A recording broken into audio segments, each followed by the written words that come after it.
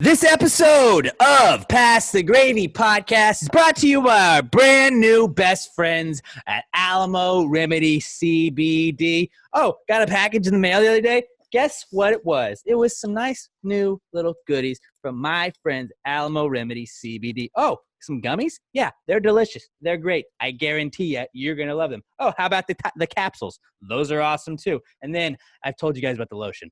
They sent me some more of that cucumber melon lotion. I think this one is just probably for me to eat, I'm pretty sure, because they heard me talking about how I want to eat it. No, I would not recommend eating it, but it will make you want to eat it because it smells delightful. Alamo Remedy is made by Texans for Texans, although if you're not a Texan, you're more than welcome. AlamoRemedy.com, Alamo Remedy CBD, the best CBD products ever. If you use our promo code at checkout, promo code PTG, you're going to get 10% off of your order. Promo code PTG at checkout. All of their products are $17.99 and contain 250 milligrams of CBD, which is almost 50% off of the national brands. They believe in their products, and they believe that you guys will like them as well. I promise you, you will not be let down with Alamo Remedy CBD. They got the CBD gummies, the lotion, the tincture oil, and then the CBD capsules, all, like I said, with 250 milligrams of CBD in them.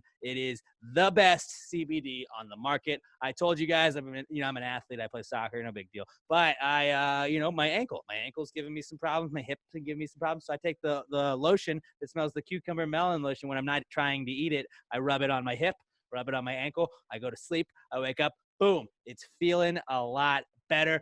It's working for me. I feel like it's going to work for you. Alamo Remedy CBD. Give them a follow on Instagram, Twitter, like them on Facebook, Alamo Remedy CBD or at Alamo Remedy CBD or at Alamo Remedy on Twitter and Instagram. And make sure you use our promo code at almoremedy.com. Promo code PTG at checkout to get 10% off of your order. If you're getting anything from them, let them know that you guys are supporting the people that they're supporting. Then they're like, oh, hey, these Pastor Gavy guys are pretty good because they give us some business. So help the people that are supporting us support them as well. And Alamo Remedy CBD, the best CBD on the market. My favorite CBD, the official CBD sponsor of Pastor Gavy Podcast. Alamo Remedy, made for Texans by Texans. Alamo Remedy. Use promo code PTG at checkout. It's podcast time.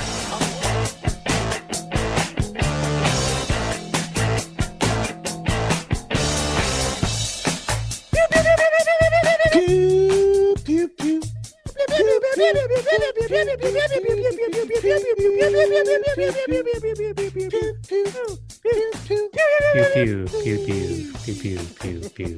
pew. Bobby faked this out there.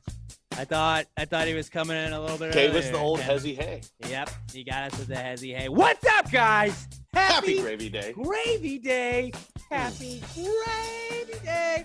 It's episode 362, and your favorite friends are back in your ears or in front of your eyes, or if you're reading the Braille version, at your fingertips. We're still doing the Braille version, correct? Yeah. We better be. Mm-hmm. Okay. Robert actually, a lot of people, we talk about how much work Robert does behind the scenes. He writes down. He has to handwrite it every single time. We used to have a typewriter. It broke. So Robert has to handwrite it. And believe it or not, he uses a quill. That's just his method. That's not what we told him to do. He uses a quill. So he's got to dip it in ink a lot of times. He usually waits till night to do it by candlelight. And then he sends it over to our Braille guy who, gets it done in Braille. JC Braille is what we call him. JC Chazé Braille is what it's short for. But yeah. Maybe we should just release Robert's writing too, because his calligraphy skills are impressive. Yeah. Do you think you could make some copies? Can you? How are your copying skills? Because if you could just print a couple copies, you could mail them off to everybody, and then we can donate that to charity, which the charity will be our wallets. Yep. Every week. So if you'd like a handwritten copy of every episode, at Robert Barbosa 03, hit him up. Let him know you want to hear his or see his handwriting and see all that stuff. Okay, here. Am I the only one that's hearing Alex's microphone do weird shit right now? I was hearing that too. I thought that was odd. And I'm still hearing. You're a fucking robot, man. But we'll power through. Hello, guys. I will talk like this. Stop it, fucking Mike. What are you doing? This is gonna be fun.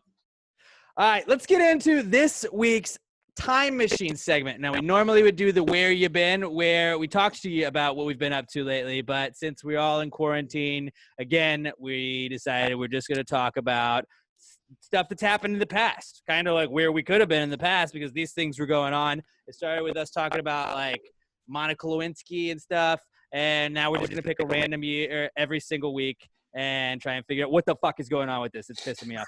But, our time machine, the PTG Time Machine Club segment is brought to you by our newest podcast, the Pass the Gravy Podcast Network, the Time Machine with Andrew Green. Andrew picks an awesome segment, or just a topic every single week, like the Drake and Josh show. I didn't really watch that, but it was like the generation after us is Keenan and Kel.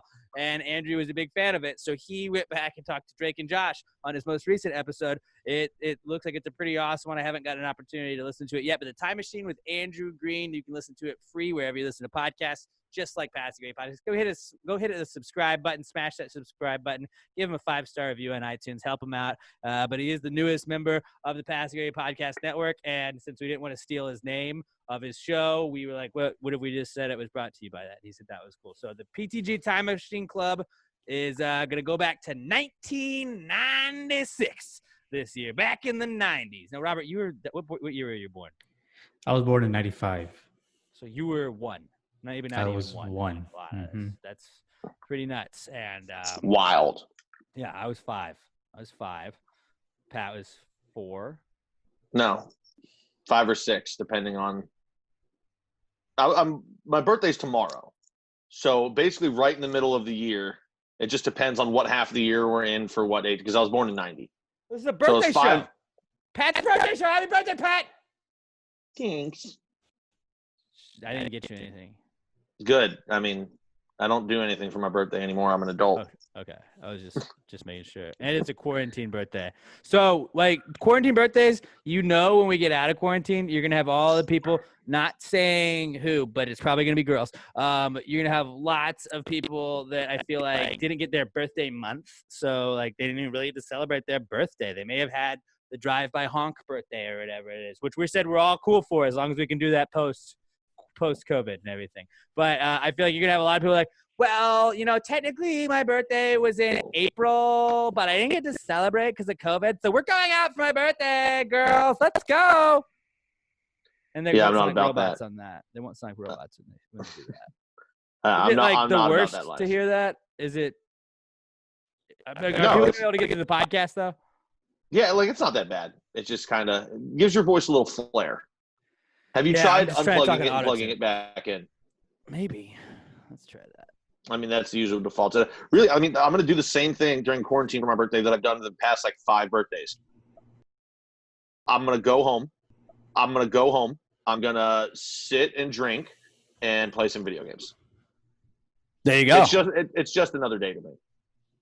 Just another day, another dollar, another game. Yeah. Although there'll be no games on. Actually, there might be maybe a little soccer, maybe some of this TBT tournament. But let's get into the 90. Well, speaking of games and soccer, just before we because we're not doing where you've been. I've started a new venture. I'm a head coach or a manager, as they call it in England or in soccer. I've taken over in baseball the Stevenage Soccer Club, which is at the lowest tier of English football on FIFA, and I'm trying to bring us up to the Premiership. I just took over the boys. And I don't know what their mascot is or anything, but Burger King was their sponsor, and that was my deciding factor on the jerseys. So I was like, I'm going Stevenage, and we're bringing the Stevies up. I don't know if they're called the Stevies, but I've been calling them that. Maybe they are now. A Twitch thing. You can watch Coach Jimbo Jumbotron is the name of him, and he's awesome. Yeah. Jimbo Jumbotron. I thought it was the most American name I could come up with. And it's like I'm going. If you would have you should have just left it at Jimbo. American football. Jimbo Jumbo. That should have been it. You don't need the Tron. Jimbo Jumbo. Yeah, it should have just been Jimbo Jumbo. But I was like, Jumbotron seems American, though. It does, but what are the chances that was actually invented somewhere else other than America? And America was just like, oh, big screens are ours now. Ours now. No, there were screens, and then America's like, we're making ours bigger. Fuck you. I could see Jumbo. That being like a German thing, though. All right. Now we're going to play the Googling game. What was the last thing I Googled? The International Space Station. No big deal. I actually spent the last couple of nights, my nightly reading before I went to bed was looking up on the Golden State Killer. Don't know how I got on there, but just decided that I'm going to look up about a serial killer that killed like 40 fucking people and raped a shit ton of people too. He was a bad guy. Caught him when he was like 72. He was a cop. Okay, so it was the first Jumbotron was displayed at Dodger Stadium in 1980. 1980, but Mitsubishi and Sony are arguing over who did it, which would make that Japanese companies. So I have learned nothing from that Google search. So I'm sorry that I wasted all of our time. They might have made it, but we took it. That's what America does. Your technology, but we display it first, so it's ours. Yeah, that's fair to say. All right, it's the Time Machine Club, guys. We're going to go back in time. This week, we're going back to the year 1996. This was Pat's decision. He didn't I like that the Time Machine segment, just once a week, we just get a text, usually from Pat, and it's just a year, and it has nothing else. And we'll be like, okay. We don't need to say anything else. So he was like, 1996. And I was like, all right, that works. I get it. I didn't have to say anything back. What made you pick 1996? I don't know. The same way. Yeah, like the last couple times, I think I've texted the choice between like 2 years, and I was just sitting there the other day, not even thinking about it in 1996, and the thing or in the Time Machine Club just popped in my head at the exact same time. I was like, oh, I guess it's 1996 then. All right. Well, do you want to get into it? Plus, we hadn't done the 90s yet, so yeah, let's get into it. You want to go first, then, Pat? I will, and I will start off with the most surprising thing I learned during all of this. All right, let's go. Tickle Me Elmo came out in 1996. I mean, that was super surprising. That was a big thing in the 90s, I feel like. Like, I see, in my head, Tickle Me Elmo was, like, later. Like, I was thinking, like, 2000s. I don't know why. Yeah. Just the fact that it's been around since I was 6. I remember being a kid when it was a big deal. See, I don't. I just remember, like, Tickle Me Elmo has just been a thing, like, always. So I probably should have remembered that it was from the 90s. But I don't know. That one surprised me a lot. I don't know why. Did you ever have one? No, I was like above that age range. Oh, or Robert, did you ever have one? I don't think so, but my brother did. He was born in 2001, and I think he did have one. Okay. Yeah. I learned that this was a very big year for music because, in case you guys forgot, Wannabe by the Spice Girls, that was big on the charts. Big on the charts. Let's all go around the room. Who was your favorite Spice Girl? Mine was Baby Spice. Yeah, probably Baby Spice. Emma Bunton is her real name. Fun fact. Robert, thoughts? I don't know who any of them are. You can't name any of them. You don't know who Victoria Beckham is? No. Is she David Beckham's wife. Oh, yeah. Okay. Posh Spice? She was posh. They had Scary Spice, who was a judge on one of the America's Got Talent. Yeah, so it was Posh, Scary, like Baby, Sporty, and Ginger. Okay, I was gonna say Cinnamon. Oh, so we'll give you Ginger. That's the closest Ginger one you got. Ginger does count. That is a spice. So 2 babies and a Ginger. All right. Can you guess which one was the redhead, Robert? Ginger. Believe it or not, that was Scary Spice. Which I actually kind of problematic now that the only black one they named her Scary Spice. Yeah, I was thinking about that. I feel like in today's society, I have been priding myself in trying to be pre-woke. We've talked about being pre-woke before, and I've been just going back looking at what I should be upset about. That's just being pre-woke. Woke. I never understood what before other people are woke. I never understood what made her Scary Spice. Like every other Spice Girl, like Posh Spice, she was the well-dressed one. Sporty, obviously wore sporty shit. Baby, she was the blonde, just tiny one. And then Ginger was a redhead. Why was the black one scary? Maybe she liked scary movies. Could be. I feel, and you know what the fucked up thing is? Like, actually, like, I hear about her more than any of the other ones. Really? Like, she's gone on. Yeah, I can't remember her name right now off the top of my head, but she's been, like, a singer, like, a solo career. And she's also done those, like, Britain's Got Talent and, like, America's Got Talent, too. I don't know if those are the actual shows, but those kind of shows. She's been a judge on those for years. Mel Brown. Mel B. Brown. That's it. Mel B. Mel Yeah. B. Mel B. Mel B.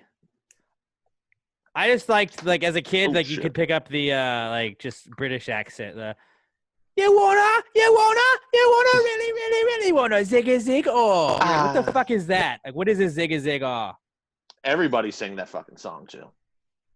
yeah. I remember, like, people made fun of like in grade school, you'd get made fun of for it. And it's like, everybody knows the words, though. I love Bro, that it's a song. banger. It's Yeah, a fucking Spice banger. World was the album, and then they had the movie, Spice World movie. That was tight. But yeah, Spice Girls wanna be very big in 1996. Robert, what did you learn? The Nintendo 64 came out in 1996. Yep. Which is like what Pat was saying. I thought that was later on. It didn't. 96 seems super early. It did.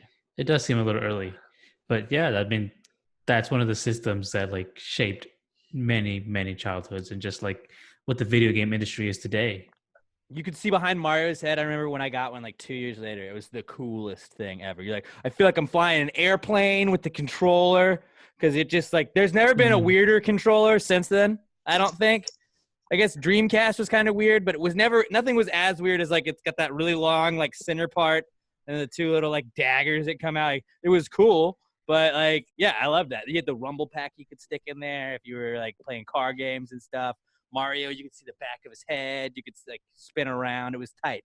N64, GoldenEye, best game on N64. Guaranteed. Yeah, I mean, it completely changed the shooter genre. It revolutionized it. Like, there would be no Halo if it wasn't for GoldenEye.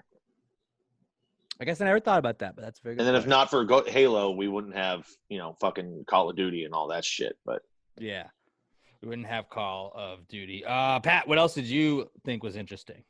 I mean, this was the year Princess Diana and Prince Charles, they got divorced because they were just fucking everyone else. Yeah, I didn't know she like remarried, right? Or was dating. She was dating. Yeah, it was like Bodyguard or Dodie? something. Dodie, Yeah. somebody. Which, like, people have said for years that because of resemblance, he's actually Prince Harry's father.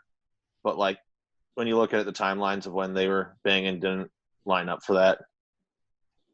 But Still yeah, she was banging him on the side. Prince Charles was fucking loads of chicks. Well, he's a fucking prince, bro. Like, I mean, yeah. it's like, duh. You think he's I mean, royalty? shit, look at Prince Harry. I mean, before he got married, that dude was running through ass. Yeah, why do you think he took so long? He was just slaying poon. Respectfully, I'm sure. Respectfully. He seems like a nice guy, but I don't know. He seems like he would have been fun to party with. Probably. Another thing I thought was interesting, I actually was talking about this morning on the Rod Ryan show because I didn't really know anything about it, was Mary Kay Letourneau.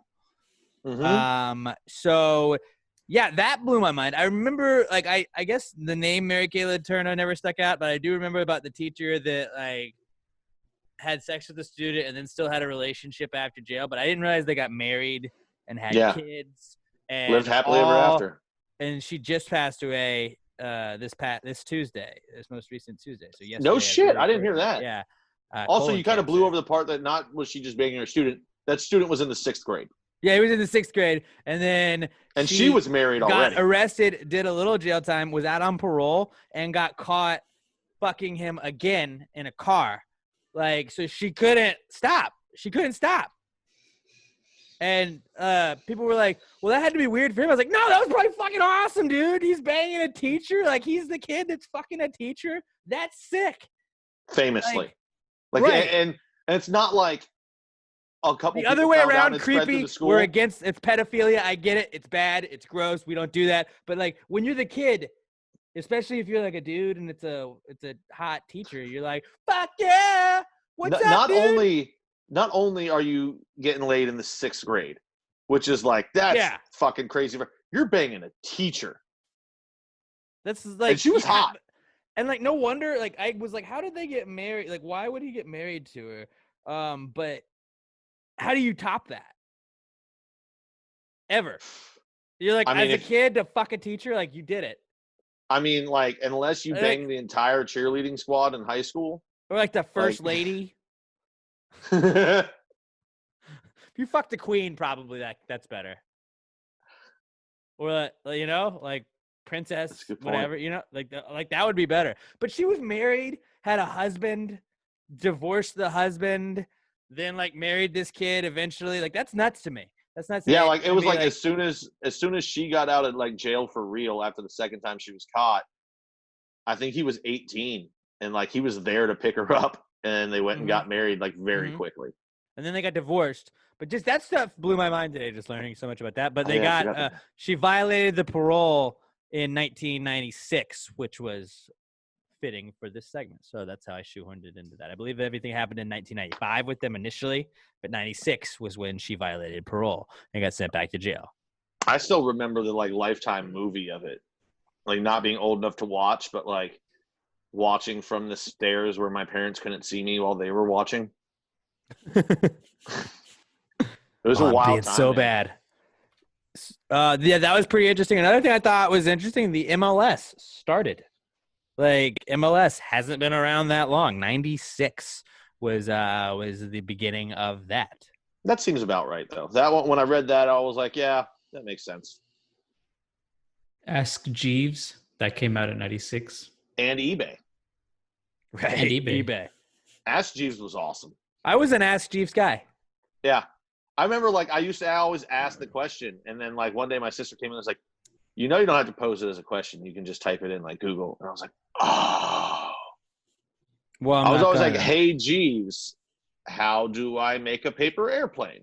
Dearest Jeeves. Dude, remember Dogpile too? Like when there was like Google was just one of the options you had. When they had like a fucking shit ton of them that were just like, we have 175 search engines. Try one of these. Yeah, like you search one, you can't find the article you need for school, so then you go to the next one, and it had different results. That was the wildest thing. Yeah, I was Ask Jeeves was my go-to. Then I think I was probably a Yahoo guy. I mean, I was always Google first, then Jeeves, then Dogpile, then Yahoo. Like Yahoo was my last ditch. Do you remember Bing? Bing is still a thing, I think. Yeah, I don't know how. I don't know, but it's there. Also, mad cow disease, 96 in Britain. That was that man. Yeah. Man, now we're dealing with COVID. Back then it was cows. Now it's bats. Remember when people thought that was gonna be the zombie apocalypse, like the start of it? They're like, oh no. You just wait till 2020. Zombieland actually said that. Like mad cow became mad human, became zombie.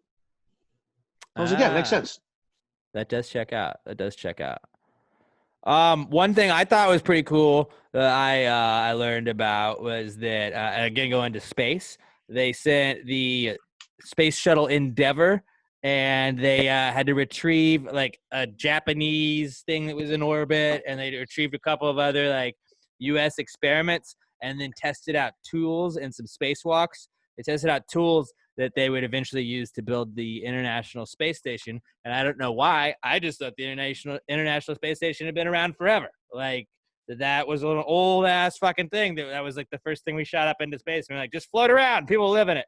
Totally makes sense that they would have to, like, research, build it, and then be like, no, what would make sure we didn't get killed and suffocate or freeze to death in space? Like, let's figure out how to build that. So they had to build special tools that they knew would work in space. And I thought that was pretty interesting.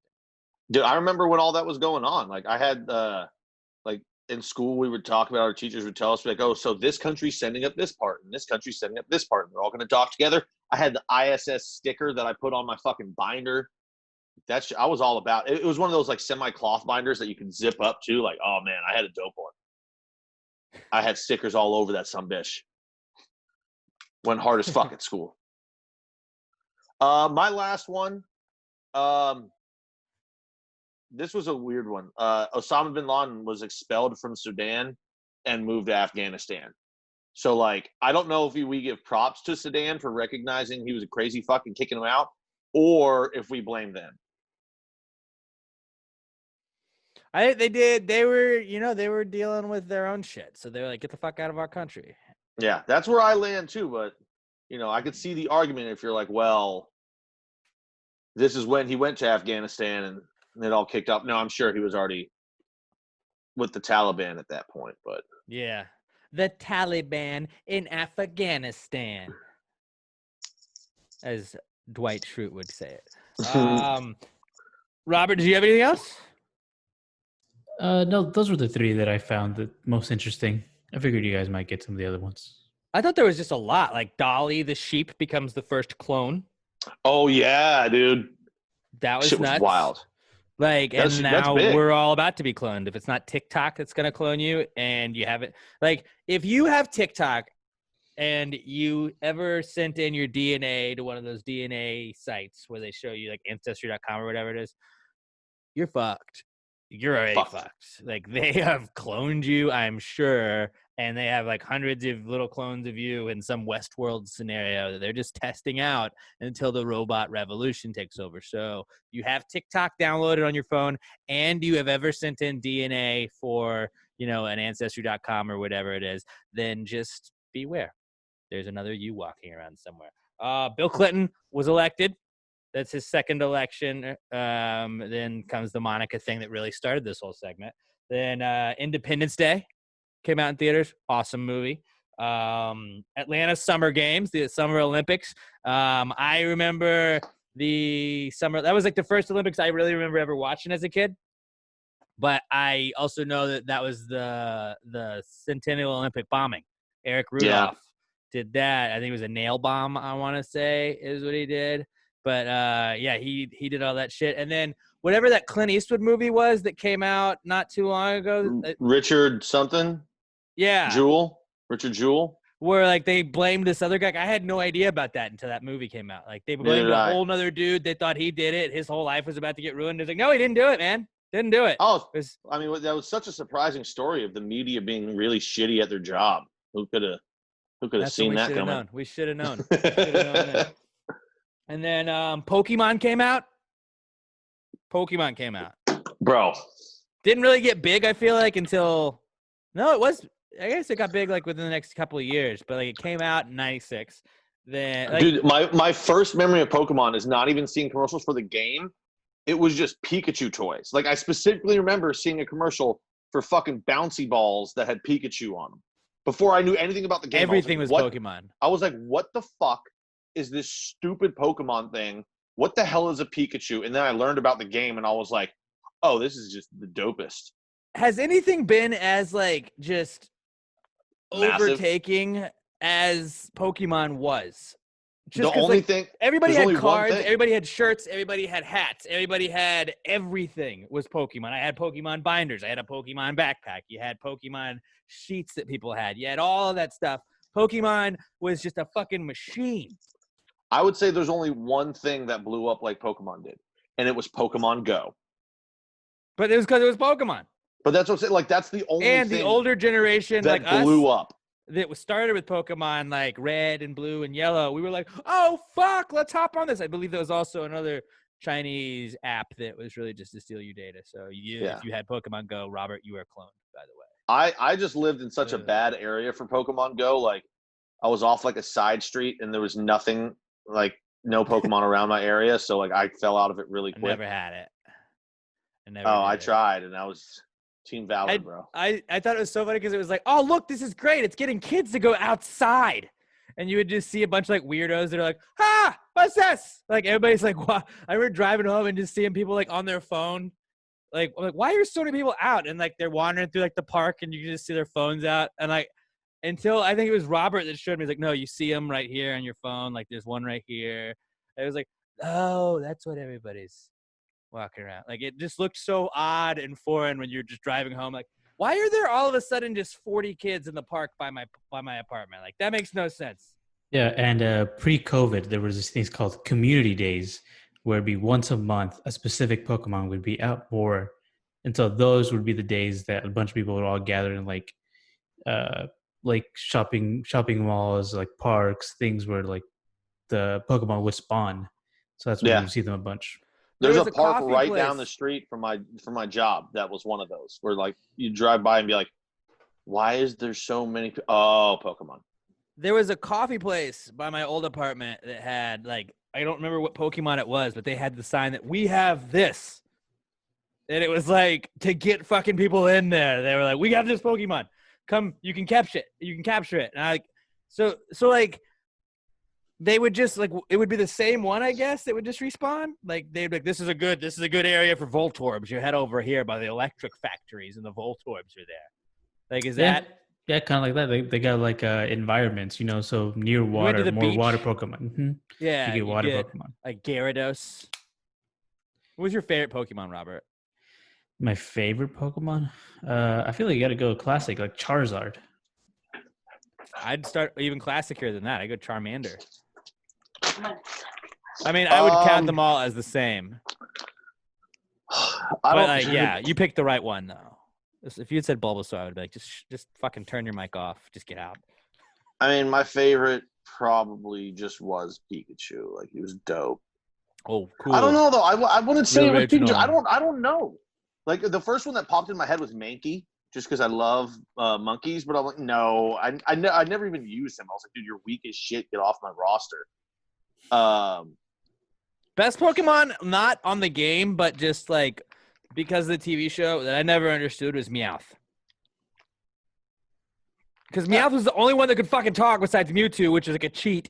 And it was like, why is Team Rocket trying to get Pikachu, who fucking sucks, by the way, who can't, Pika, and Meowth is like, oh, why are we chasing this stupid fucking mouse guy? I can talk. Look at me, guys. I'm talking with you. And I can throw money at you. I can make you very rich. Yeah, like it's the one that can talk, and he's a fucking criminal. And can get you rich. And they were like, let's get rid of him. Fuck him. Maybe, but like he's a cat. So of course they're chasing the mouse. Ooh. It all makes sense. I was going to say he's a cat, so of course he's fucking evil. Use your brain. See, I wasn't using the brain right there. Smart move. All right, what'd you get, Pat? Now you have to open it. I don't know. This is Pat probably just got a sheets. gift. So this is an unboxing, the unboxing of Pat right now, which is great for everybody just listening. Yeah, it's my sheets that I got. The site was 72% off for a couple of days, so I got $100 sheets for $30. So you wanted to say the name? I mean, no free ads, but you just opened it, so. It's Linens and Hutch, guys, but I'm pretty sure they're 72% off site-wide, ended yesterday. All right, Robert, bleep that out. All right, so that was 1996, guys. That was, I think a lot of stuff. 96 was a very interesting year. Also, the Yankees won the fucking World Series, so let's not forget that, ending an 18-year drought. An 18-year drought. And everybody's like, oh, it's been 10 years. It's been 10 years since they won the World Series. That was 18 years, so fuck you guys. Get off my case. And people in race wars are just talking shit about the Yankees right now. We don't do that here. We don't do that. If you log on to my IG, that's a way to get blocked. I don't block people, but I'll talk shit back. That was also the it wasn't the year that the Packers won, but the 96 season was the year that the Packers won the Super Bowl. They won the Super Bowl in 97, but it was the 96 season. Yeah, that always throws me off. Because like whenever people are like, when did the Giants win the Super Bowl? I'm like, the Giants won in 2008 and 2012 because I graduated both of those years. But technically they won the 2007 season and the 2011 season. And it's like, but the games were played on February 3rd and February 5th of 2008 and 2012. So I'm counting that as that. So those are basically, they won 2 titles in that. Which, by the way, now that we didn't bring up LSU, but like, did you see that LSU got 3 championship rings? No. Yeah, they got an SEC championship one, the one the NCAA gives you, and then LSU was like, best team ever. Fuck it, we're making you a 3rd ring. They just gave like their own school national championship ring, which was tight. So if you played for LSU, you got 3 rings yesterday. At least one of those rings better say "Hold that Tiger." Man, instead of last names, it should just like on the side of it, instead of putting last names, it just put "Hold that Tiger." Hold that Tiger. Or just put like a button you can push where it's just Ed O says it. Dude, I know I've said it before, but like, it's amazing that Coach O is so awesome that I don't hate LSU anymore. Like, I grew up hating them. Like, fuck LSU. Yeah, I kind of hated LSU too, and then my brother went there, and I was like, fuck it, I gotta like. Dude, I hated them. I mean, partially because it was just the second stop in my string of hating Nick Saban, because first it was Michigan State, and I'm a Notre Dame fan, so I was like, fuck Saban. Then he went to LSU. You know him then, did you? I did. Yeah, I did. And I was like, fuck Saban, 1, because he's, was a Notre Dame thing. And then 2, because LSU just steals athletes from Texas and Houston specifically. So I was like, fuck LSU. And now I'm like, hold that tiger. Like, Hold that tiger. dude, Coach O's just Let's the go. best. He's the fucking GOAT. Brian Roberts, ex Notre Dame receiver. Do you remember him? Something Roberts. He had a catch Doesn't ring a against bell. USC to win it in like the early 2000s. I don't know. He's hosting like some soccer show on NBC now, or NBC Sportsnet. And I was like, oh, okay. Good for him. Yeah. That's just because you were talking Notre Dame. All right. So that was the Time Machine segment, Time Machine Club segment. If you guys thought about anything or learned anything on your own journeys through that, which is really not hard to say things that happened in 1996 into any search engine, try and go askjeeves.com. Askjeeves.com and then say, from now on, that's our new rule. We can only use Ask Jeeves. I don't even know if that's still active, dude. Yeah, let me check that. Hey, why did you send us to a website that doesn't work? It doesn't matter. If it's not available. Oh, yeah, it totally is. Totally is. It goes to ask.com. That's right. It became ask.com years back. People forget. Jeeves How is it? Who is using this? How is this still a web? Jeeves owned slaves, and they found out about that, and people were very upset. Now it just seems like any website, there is a search bar in the upper right, but it just has like articles. Like, it's not a search engine anymore. Or it just sends you to Google. And you're like, wait, what's the point of this? I don't understand that. But yeah, so those things happened in 1996. If you learned anything else by going to askjeeves.com and typing in things that happened in 1996, hit us up using the hashtag PTG1996 at Pass the Gravy Pod. I know our boy Tim Kostadik, the one they call Tim, he has been doing that every single week, and I've been learning the stuff that you guys aren't teaching me that you learned. So this is a fun little exercise, and I feel like it's a little book club that we don't have to read anything for. So it's pretty nice. It's like a lazy book club, which is really like you can tell everybody you're in a book club, which makes you seem smarter, but then you don't really have to do anything, which is my favorite part about it. Like, just look it up 5 minutes beforehand, and you're good. Yeah. The thing that's nice about it, too, is we got rid of a segment that we always ran long, and I swear we run even longer now on that segment. Like, Robert's got to be thrilled. Like, we'll bring up something and then just talk about other shit for 8 minutes and then come back and then just do the same thing with the next subject. Pretty much. We basically have 2 Comeback Kid segments now for you, buddy. It's the Comeback Kid and the Throwback Kid. The Throwback Kid and Comeback Kid. Fuck, yeah. that would have been a hell of a Why didn't we name it that? segment. Fuck. Sorry, Andrew Green, you're out. We're renaming it next week. All right, we may have to do that. If Jingle Blake comes up with a Throwback Kids thing, I'm not putting you on the spot, Jingle Blake. If you did, we'd play it. But if you don't, then it's not a big deal. It's not a big deal. We're not changing the name. Don't worry about it, Blake. Don't worry about it. It's the Time Machine Club. The Time Machine Club sounds cool. Because people are like, wait, y'all all have a time machine and y'all have a club for it? You just say yes. Yes, we do. All right. We got Southern Star, guys. Before we get to the Comeback Kids segment, let's tell you about our favorite beer in the entire world. Oh, Pat's drinking a Bombshell Blonde. He's got the red and the blue. What? Craziness. Pat's got the red and the blue. I am drinking a Strawberry Bombshell Blonde. We got the Bombshell Trifecta. Pat's got the Subatomico Juicy IPA. If you like beer, I guarantee you're going to Who doesn't like beer? Southern Star Brewing Company, the best beer in the entire world. And right now, with everything kind of getting shut back down again, it is more important than ever to support your local businesses, and Southern Star Brewing Company has beer to go. You can go up there at the brewery, 3525 North Fraser Street in Conroe. Check on their Facebook page and their Twitter for the beer to go times, but they are. I believe it's Thursdays, 12 to Fridays, 6. and Saturdays. Yeah, it's pretty much like noon to 6 or 8 most days. But just go check out their Facebook page, and that'll tell you all you need to know.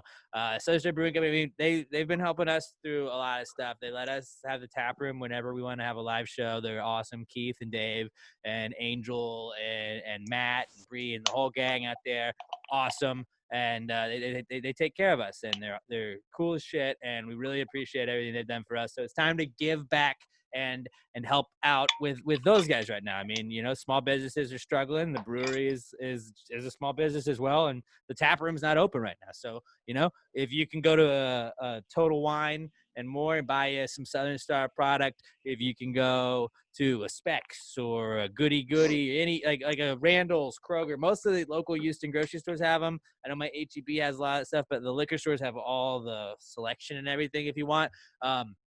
But just go and get some Southern Star, man. Send us a picture of you guys drinking a Southern Star at Pass the Gravy Pod. Tag them as well at Southern Star BC or Southern Star Brewing Company on Instagram and Twitter. We want you guys to show them that you're supporting them in these hard times because they've always supported us. Let's give back to them. Let's help them out. And like when you're helping them out, you're also buying beer. So pretty easy way to give back and help out. Like, oh, I like drinking. Well, why don't I go buy some of the best beer in the entire world, especially if you get the Strawberry Bombshell Blondes. But I just can't wait until they put out the Southern Brunch, man. When the Southern Brunch is canned, I'm so excited. It's going to be like where I just bought every single one that I saw at the store when the Strawberry Bombies came out initially. Yeah. Like, and remember, guys, you have if 40 cases, cool, they're mine. If you don't want to, if you're still worried about being out in public and you're like, I want to get the beer, but I don't want to go into the liquor store, I know Specs, I know Total Wine. They have online and curbside pickup. Drizzly. You can order online. No free ads, but Drizzly. Yeah, there's many ways you can still get your beer without having to go inside anywhere and be in danger. So there's no excuse. Download the Drizzly app. It's a little life hack. DRIZLY, Drizzly, and it is like DoorDash for booze, which is pretty fucking awesome. Like if you had, like, say you were looking, like, we don't talk about liquor, so we're not doing that. But you can pick, like, if you want a 6-pack, you can pick if you want the 12-pack variety pack. You can just you can put, like, you can specify the quantity. You can just give them your address. You're like, all right, cool, I am of age. You're done. I think you have to take a picture of your driver's license and send that in, and that's it. So if you're really nervous about this stuff, you can get it just dropped off to your house, which is pretty awesome too. And I also thought, which has been kind of funny, just a side note, but Southern Star Brewing Company, the official beer sponsor of Pass the Gravy Podcast, I thought it was a funny little side note is, so like, you like with the leave it at my door is an option on DoorDash, and I've been trying to change it back because I feel weird when I'm just like, just drop it off. I don't want to see you. Where it's like, I should just be like, hey, thank you, I appreciate it. But now they've just started doing like the Amazon thing where they take the picture of it so you can see, oh, my Amazon package was left right there at my door. But like now they'll just text it to you through the app. And so it's like, enjoy. And there's just a bag of food sitting by my door. I'm like, oh, and like I just have weird text conversations. I'm like, thank you so much. Have a great day. I hope you stay safe, pal. And it's like, I just try and send them back like a paragraph now every single time just to be like weird. It's like, wow. Also, you should definitely change that because I mean, people will still beer. Like, if they see beer sitting outside of your door, people will swipe that shit. That's true. So you gotta be careful.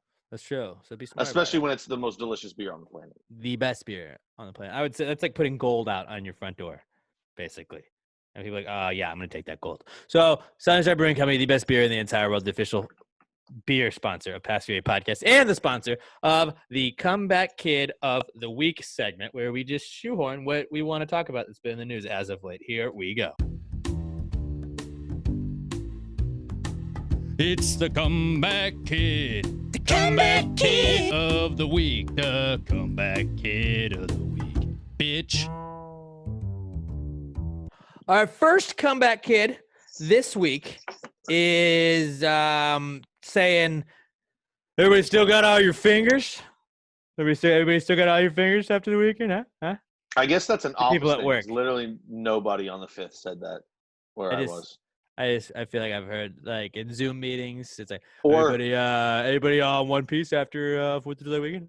Or if you like to be the edgy guy, you can ask, did anybody JPP themselves? Which, for those who don't hilarious. know, Jason Pierre-Paul used to play for the Giants and blew his fingers off. He's a Buccaneers player now, not my thing. I just said used to. But, yeah, he held a firework and it exploded, which is not smart.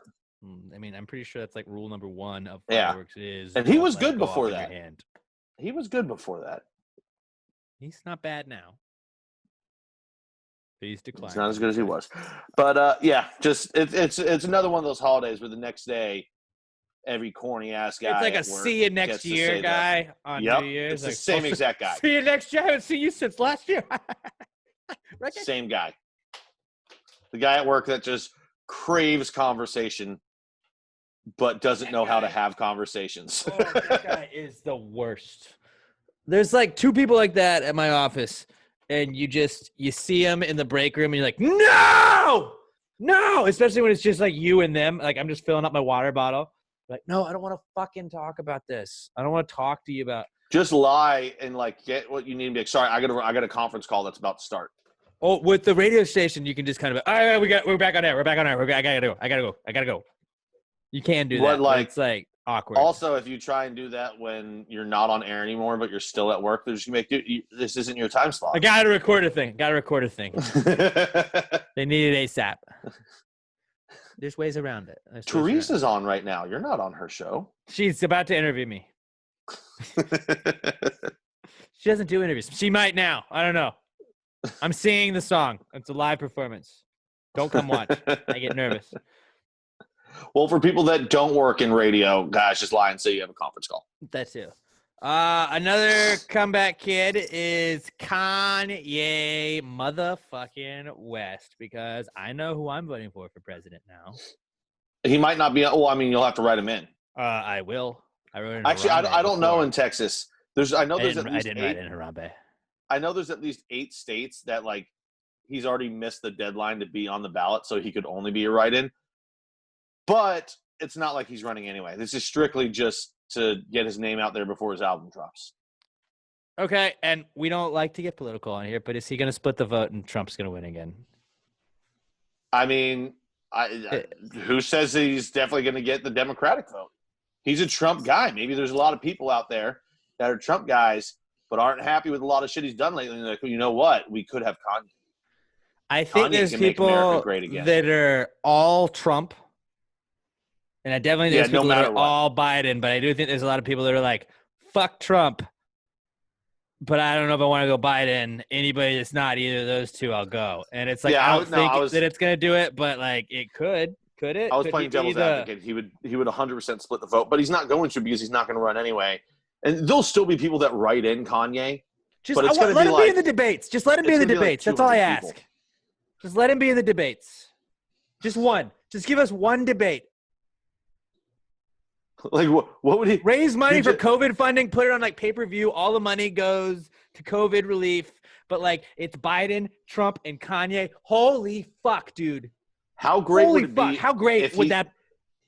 If he was just like the exact same way he was during the Katrina relief when he was there with Mike Myers, and like they're both talking, he just looks uncomfortable. And goes, "These guys don't care about black people." Just like awkwardly yelling. That's one of his. I mean. Oh, you know what? Actually, if we do this debate, I'm going to need Mike Myers to stand next to him the whole time and just look awkward at everything Kanye says. Like, wait, what? It's Kanye Myers 2020. Ooh. Well, no, because Mike Myers is Canadian, so he can't be vice president in case You're right. I think if he had to pick a running mate, I would think it'd be Elon Musk just because Elon's already like – oh, yeah. Done that. But also, if you really want to have a shot at winning, you just go husband-wife routine. I was going to say, you need a minority female. Kanye, Kim K. Kanye, Kim K. Who has a tie to OJ, so maybe. Wow. Actually, I vote that way. I was going to say, what if he went Chris instead? But Chris would definitely be his chief of staff, right? Kris Jenner. Oh, no. She's not. No, she's the puppet master that pulls the strings and actually runs everything. She would be the chief of staff. She'd be the Dick Cheney. No, Dick Cheney was VP. The chief of staff is the one that usually just runs everything in the White House, runs all the people. She'd have a role in some capacity. But I feel like Kanye the VP normally is just a figurehead. Like Cheney was the only VP that ever actually had any power. Who was basically the president. You keep calling them Kanye and Kim K, and you'd basically be voting for the KKK. Oh, KKK 2020. Everybody's brain would just be broken, dude. No, it'd be the K and KK. It'd be KWKKW. Okay, somebody, verbal meme. Guy walking with his girlfriend, but looking at the other girl. His girlfriend is the KKK, and then it's KK or K and KK, and he's looking over at K and KK, and he's like,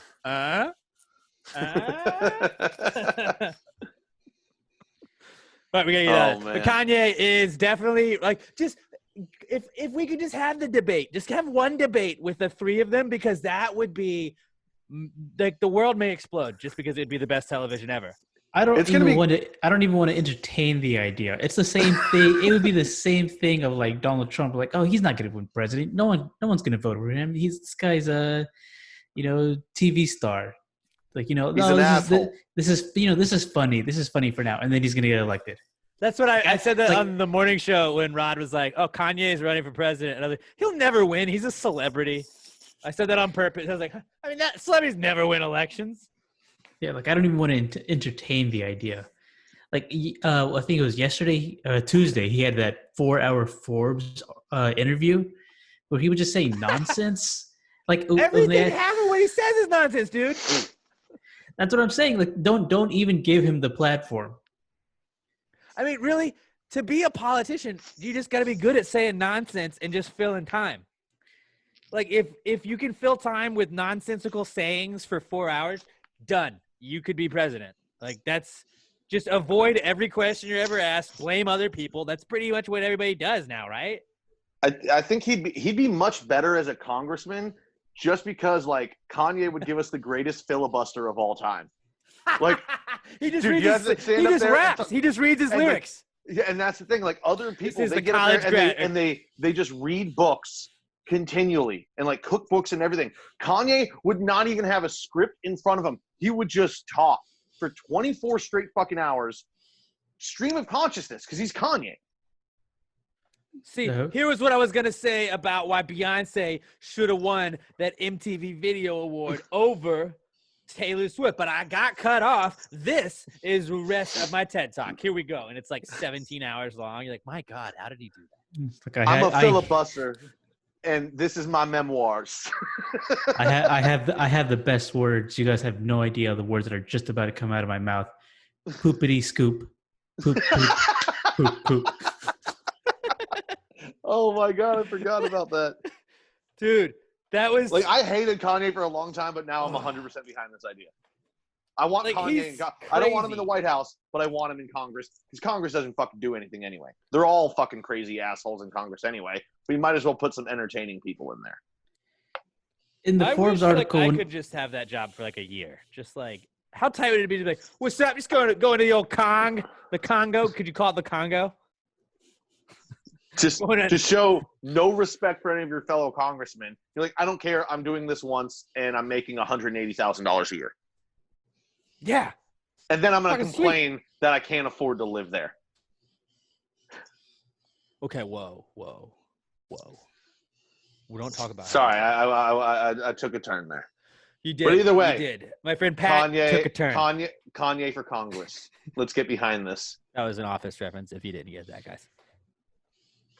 I didn't. My friend Diz Ray got new specs. It was a pattern of disrespect when she's trying to coach up Michael at the dissertation where he's trying to go against the company. You always expect to get fucked by your company, but you never expect to get fucked by your girlfriend. And it's like, wait. I think he's just screwed. Yeah, but I mean, he couldn't say it for NBC, bro. All right, moving on. Next comeback kid, Patrick Mahomes. Or Patty Mahomes, a classic Irish name. Patrick Mahomes got paid. He got paid, dog. He got a $500 million contract. $503 million over the course of – it's actually 12 years, but it's a 10-year extension. Well, yeah, because he has 2 years left technically on the deal because with the extension. It was either 63 or $66 million signing bonus. 63. Yeah. So as soon as fucking pen gets put to paper on that shit, there's $63 million in your bank account that night. Must be nice. Okay. I have never seen a contract like this in the NFL. It's usually the NFL is like a 6-year in the deal. United States. No, because Ilya Kovalchuk got a 10-year deal. I've seen 10-year deals before, but never in the NFL. Yeah, only hockey. Hockey's the only one that I've ever seen. Baseball. Oh, no, Pujols, yeah. And Trout. Basically, everybody the Angels have signed over the last decade, pretty much. That's what I love about the Angels. They're like, come on out to LA. We'll all be real good. Maybe not. We're just probably gonna miss the playoffs. Never mind. Thanks. Hope you guys enjoy being in LA. Like we do. This is really nice. Except with Trout, at least they got him like He's young. still on the upswing of his career. Pujols It's like the declining contract. Pujols were like, we're going to sign you to a 10-year deal on the back nine of your career. He had like two really like he had like 2 Pujols years for them. Who do the Angels have? The pitcher. Shohei Ohtani. No. Oh, I mean, they just did sign him, but he's not. He's a freak of nature, so you can't really like. I don't count him in that because he was injured. But like, he used to be a pitcher for him. Joel Schumacher. No, Joel Blanton. Joel Blanton. I fucking hated him when he pitched against the Yankees and shit. Like he was just a fucking dick. He was kind of fat, so you could make fun of him for that shit back when it was okay to do that. We don't do that now. But like, I just fucking hate him, and I think he went to the Red Sox for a little bit. But it was just like, fuck that dude. I don't know why. I just fucking hated him. I just hated him. He's one of those guys. He's got a punchable face, and I didn't like him. So there you go. Like Mike Fiers, that guy's got a very punchable face. He does. Very, very punchable face. Very, very punchable face. I'd say. But yeah, dude, Mahomes. Yeah, Mahomes, man. He's making bank. This is unheard of. He said he does it. He said he did it so they could sign other people. Was it Chris Jones they didn't sign? They franchised him. Like, we don't want to lock you up long term yet. We just, we're ready up money. And it's like, hey, here's $3. Like, have $3. This is what we got left. But I mean, so like it's spread out over the next couple of years to where he's not really that big of a cap hit. I think he's like the 21st highest paid quarterback in the league this year, just in this coming year's salary, because it's still, I think, technically the rookie deal. And then if you don't include the $63 million signing bonus, but I saw like, isn't there a couple years coming up where he's going to make $60 million in a year? I think that's in the middle of the contract. Yeah. Which they're anticipating that the new CBA will be something. But still, $60 million of your cap space to one person. Like, dude, does he make it to the end of this with the Chiefs? Yes. No, 0% chance. 0% chance. What do you mean? He'll be 34. Right, but I feel like something's going to happen with the Chiefs. That's younger than Aaron Rodgers is right now. That's younger than Aaron Rodgers is right now. No, I know. I just don't like a 10-year contract. Shit happens. I don't know. I feel like he's not going to. I hope he does. I think he's an awesome quarterback. And, like, of all the teams, like, the Chiefs winning the Super Bowl, I don't hate the Chiefs. So I don't fucking give a shit that the Chiefs win the Super Bowl. There's teams that, like, I really just don't want to win the Super Bowl ever. Like, the Eagles killed me when they won the Super Bowl. I was just upset the whole summer because the Eagles won the Super Bowl. If the Cowboys ever were to win another Super Bowl, which they won't, fuck the Cowboys. They're never going to win ever again. Fuck them, fuck them, fuck them, fuck them. But maybe I don't know. Maybe I kill myself. I don't know. Maybe. I'd think about it. I'd think about it. I got dark. It did. It did. We get dark here in this podcast, but we're being real. But I think the Chiefs are like a neutral team for me. I'm like, I like a lot of the guys on the team. Andy Reid's a likable guy when he's not coaching the Eagles. And, I'm happy for him. So it's like, if it's Pat Mahomes again, he's a likable dude. Let's go with that. Now, I don't understand why you think he's not going to make it 10 years when you don't let go of good franchise quarterbacks. There's just too many other quarterback, every other quarterback that has won MVP and a Super Bowl has been in the Hall of Fame, and I'm pretty sure every single one of them has stuck with the same team their whole career, except for maybe like the last 1 or 2 years. 34 as a quarterback is not old anymore. Joe Montana, ever heard of him? Okay, that was 4 Where'd he years finish? Ago. That's what I'm saying. Didn't finish on the same team. Okay, how old was he though? I don't know, 1 million. I'm gonna look this up right now too, because I don't know. Because there's a good chance that he was still inside this this age range. But even so, back then maybe he was like 34 when he moved. But like I said, 34 back then is seriously like 38 now. Like it's shit. Aaron Rodgers, longer than that, I would say. Aaron Rodgers is like 36 to 38 right now, and he still looks like he can play another 4 more years. Maybe he could. Quarterbacks play forever now because you can't hit them. You can't hit these fucking guys. Really, what I was wondering though with all this is like Dak's gonna ask for like $1 billion now, right? Oh my god, it's gonna be so hilarious. Like Jerry Jones has to be like, well, shit. Okay, so you know how old So Which he is like Joe Jerry Jones Montana impression. played 2 games with the 2 years with the Kansas City Chiefs. He was Uh-huh. 37 when he changed teams. Okay. Maybe 36, depending on birthdays. And in dog years, that is just hundreds of years. So, like 40 years ago. Oh no! So it was 93 when he changed. So it was 30 years ago, almost. There's zero chance. I won't say zero. I'd say a 5% chance Pat Mahomes doesn't finish the career, this contract with the Chiefs, and that's only if he gets injured. Okay. So And I guess we're betting $20 now. Betting $20 right We're now. betting $20 that we're going to remember this in 10 years. In 10 years, when I'll this bet podcast 100 is that we still fucking going, don't. you guys remind us that we did this. I'll bet you $100 that we don't remember this in 10 years. Oh, but that's the why same we're thing as telling betting 20. That's why we're paying. It pays the same. I'll definitely take this bet with you, buddy. But there's All right, no guys, chance we're going to remember that. Somebody in 10 years remind us.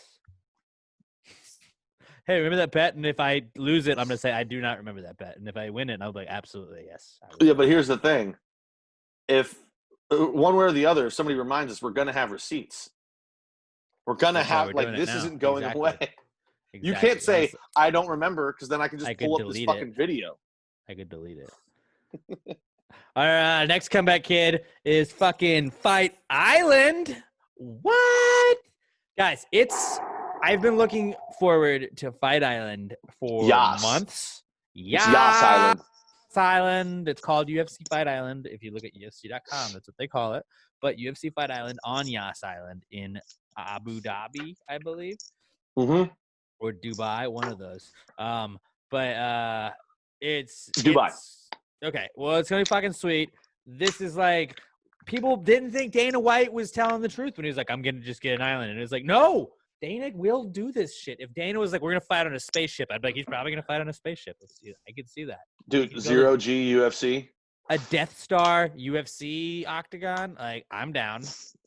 But I mean, he was smart. That. He was like, I'm going to get an island. People are like, you're not going to buy an island. He's like, goddamn right. I'm going to rent one. You stupid rent fucks. It, dumbass.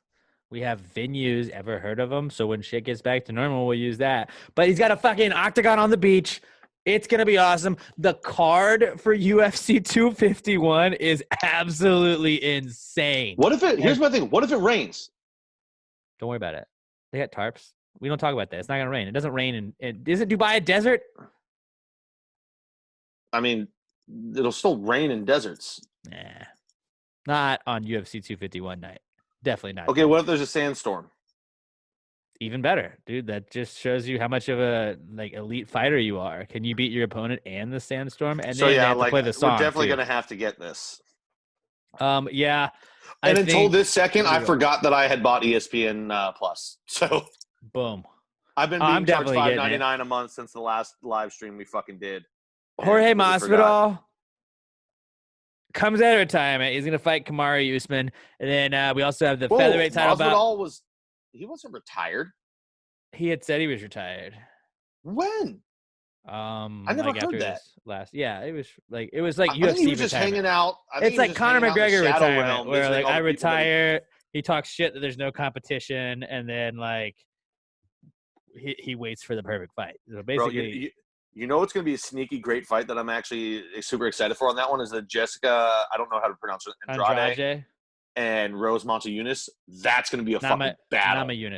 Rose Namajunas. What did I say? I don't know. Did I say Namajunas? I don't know. Yeah, like Donatas Namajunas. Oh, dude, and then like my girl Paige is fighting. Ooh. Paige Van Zandt, which is very, very talented fighter. Also the hottest UFC fighter, I would argue. I wonder if she's the only UFC fighter with a boob job. I don't know. There's probably somebody else that's got one, I would say. Alexander Volkanovski is going to fight Max Holloway for the featherweight title. Like, it's going to be on a fucking beach, guys. We're watching UFC on an island on a beach. It's real life Mortal Kombat. I don't know. Like, we're not getting paid by the UFC, but we should be because I am selling a fight that I'm going to still have to pay for, and I'm fine with it. I'm fine with it. If Masvidal wins, or I'd say there's got to be at least one fighter. My money's on Masvidal, though. If they win, they're on a beach. I think somebody's gonna immediately hand a fucking tropical drink into the ring with an umbrella. Well, and they're gonna start drinking it right there. when he took the fight on short notice, I can't remember who dropped out, but when he took the fight, he's like, he wore that black Versace robe to one of the other UFC fights not too long ago, and like he just had a pink Versace robe. I was like, I would like to think that Jorge Masvidal just walks around in Versace robes all day, every day. Like that's all he wears. Probably. Which He's a would be bad awesome. motherfucker. Which would be fucking awesome. So go him. Let's Go see him. who dropped out, or it was an injury, right? I think so. Injury, or was it a COVID test? I don't know.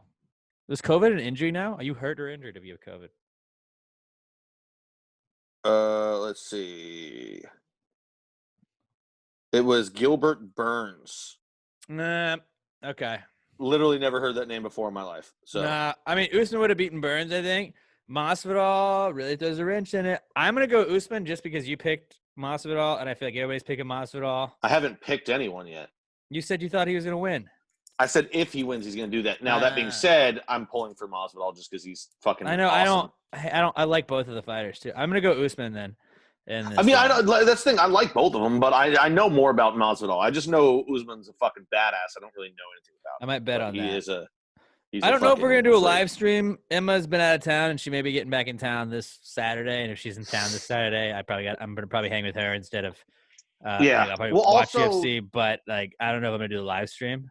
The live stream was fun and all, but when you watch UFC, you kind of want to hear what's going on. And to have the TV off so we don't have any sound, it kind of takes away from it. I don't know. It was fun, though. For other fights, we can do it, like lower ones. But for one this big, you definitely want to hear what's going on. For lower fights. But, yeah, I mean, maybe we'll do it. Maybe we won't. I don't know. We'll see. I'm just saying, not necessarily lower fights, but, like, this card is just a mega card. Yeah, that's true. We'll see. Like, I want to hear what's going on. Remember when we did it last time? I just bet on every fight blindly. Yeah. Speaking of betting, did you guys know I won $400 betting on the hot dog contest on 4th of July? How?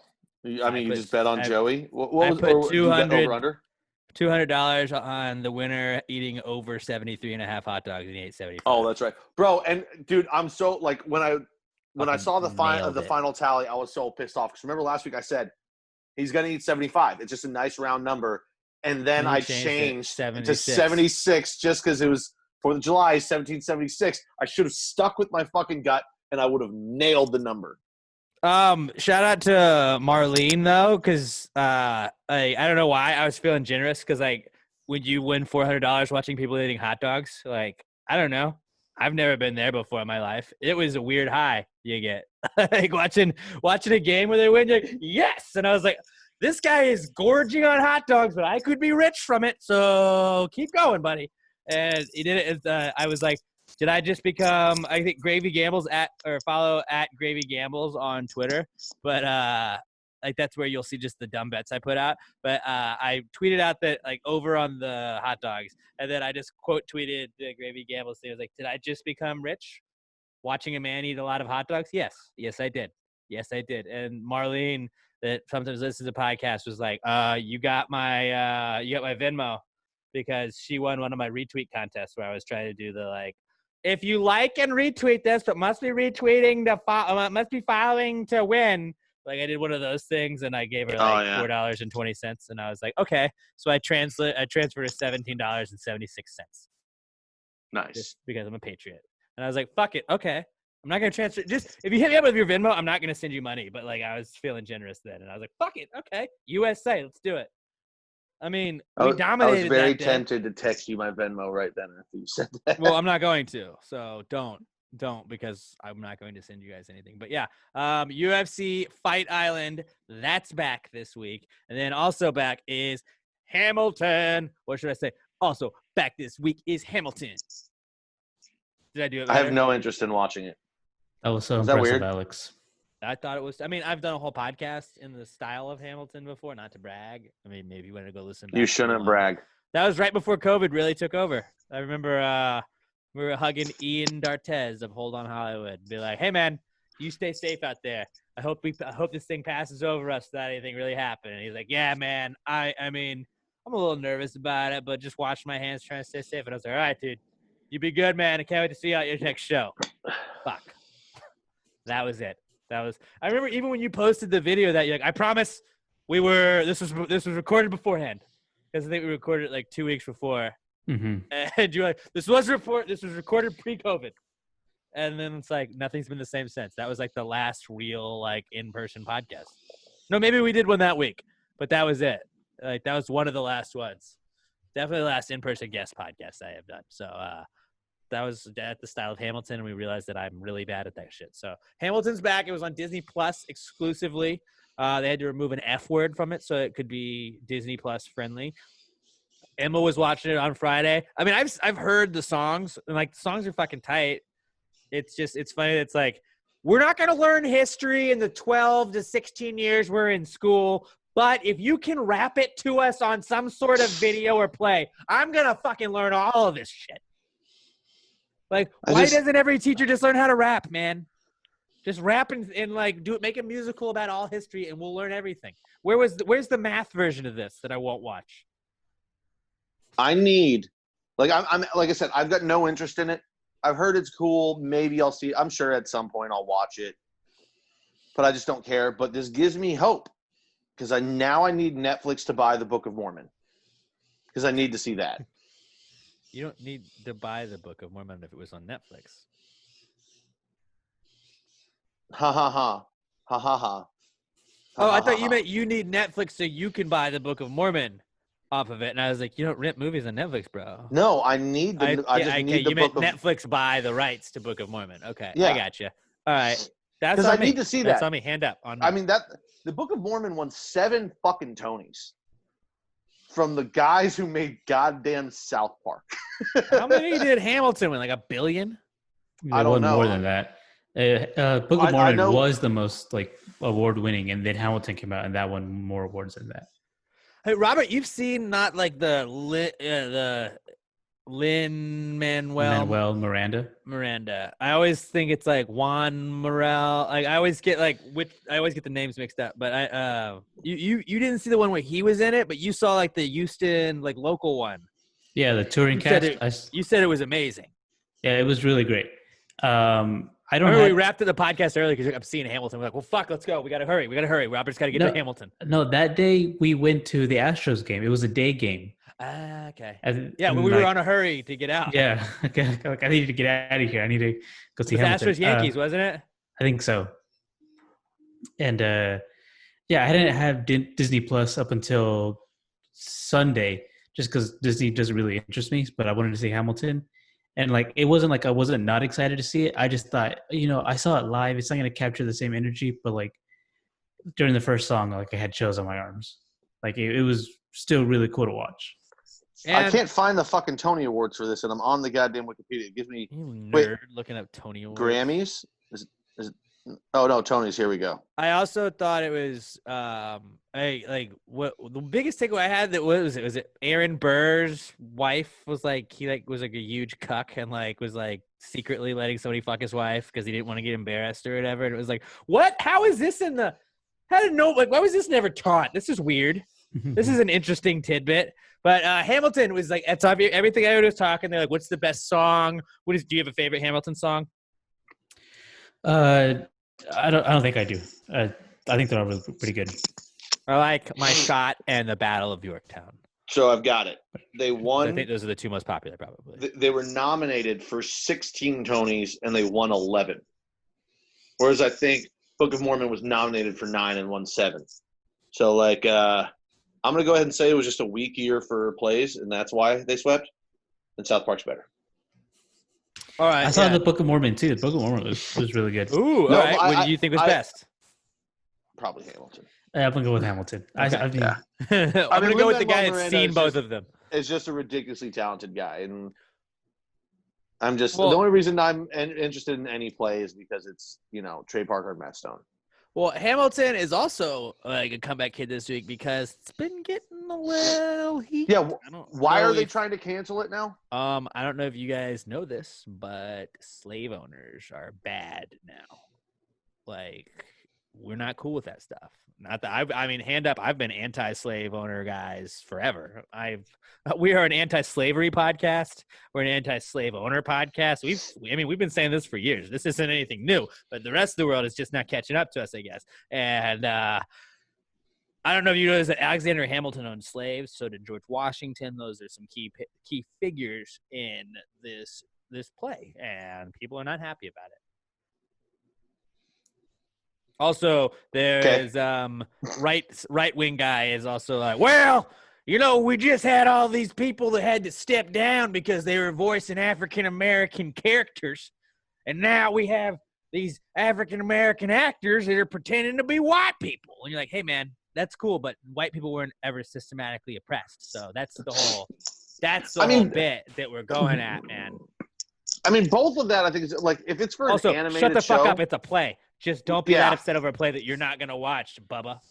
And it's an interpretation of it. Like that's kind of the point of it is going that way. But like, and the people getting canceled because they're white people voice or anybody voicing anybody of a different race.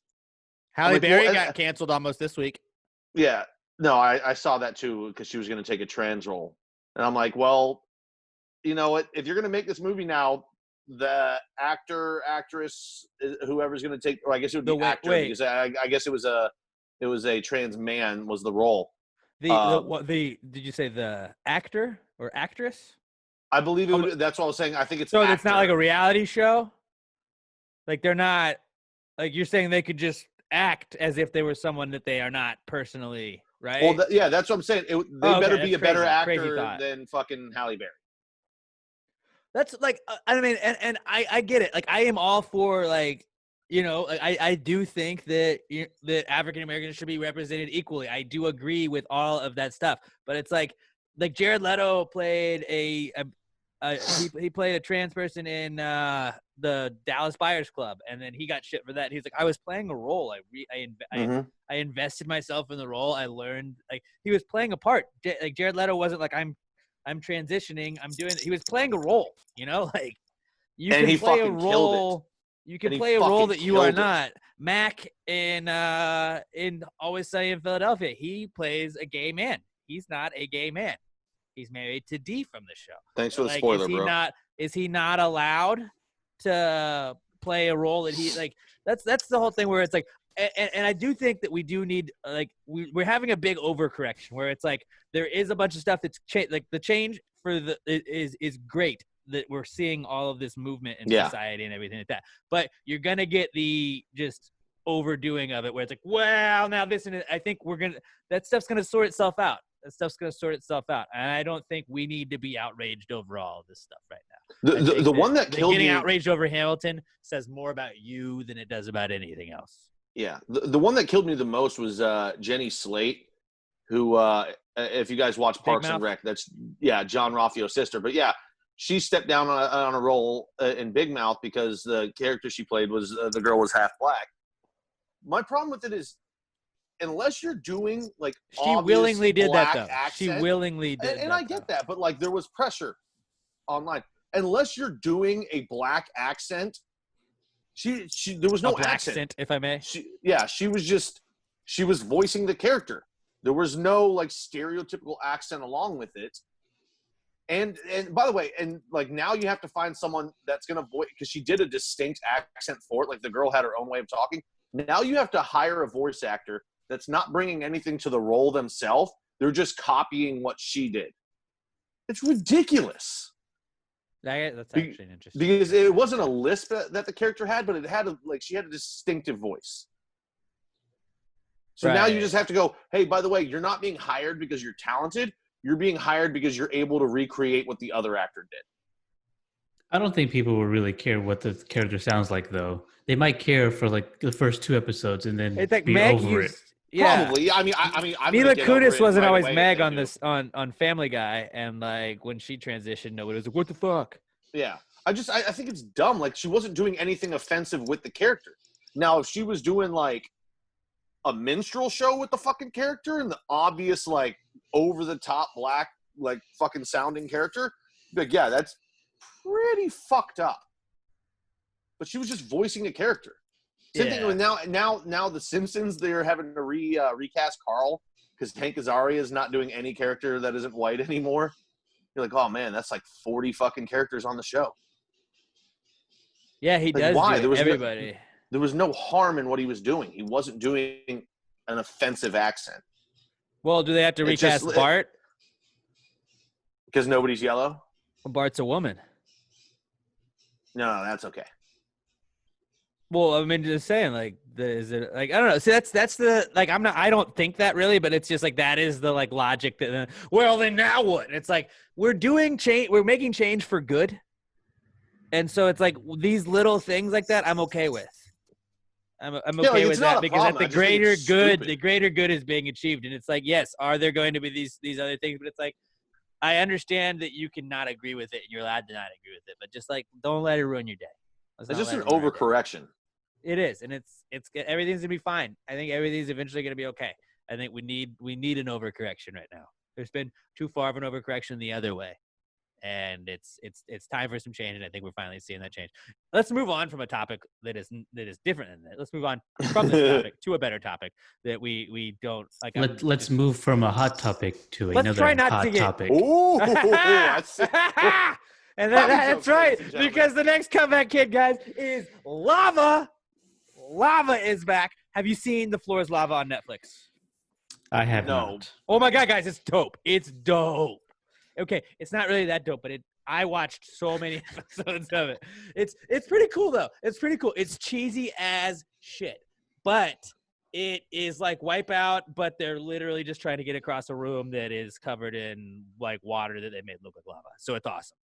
Now, Like, you I think fall what we into could do with literal this. liquid if you can't get it across it. And it's a 3-people team. We could all do it. The Pass the Gravy boys could do it.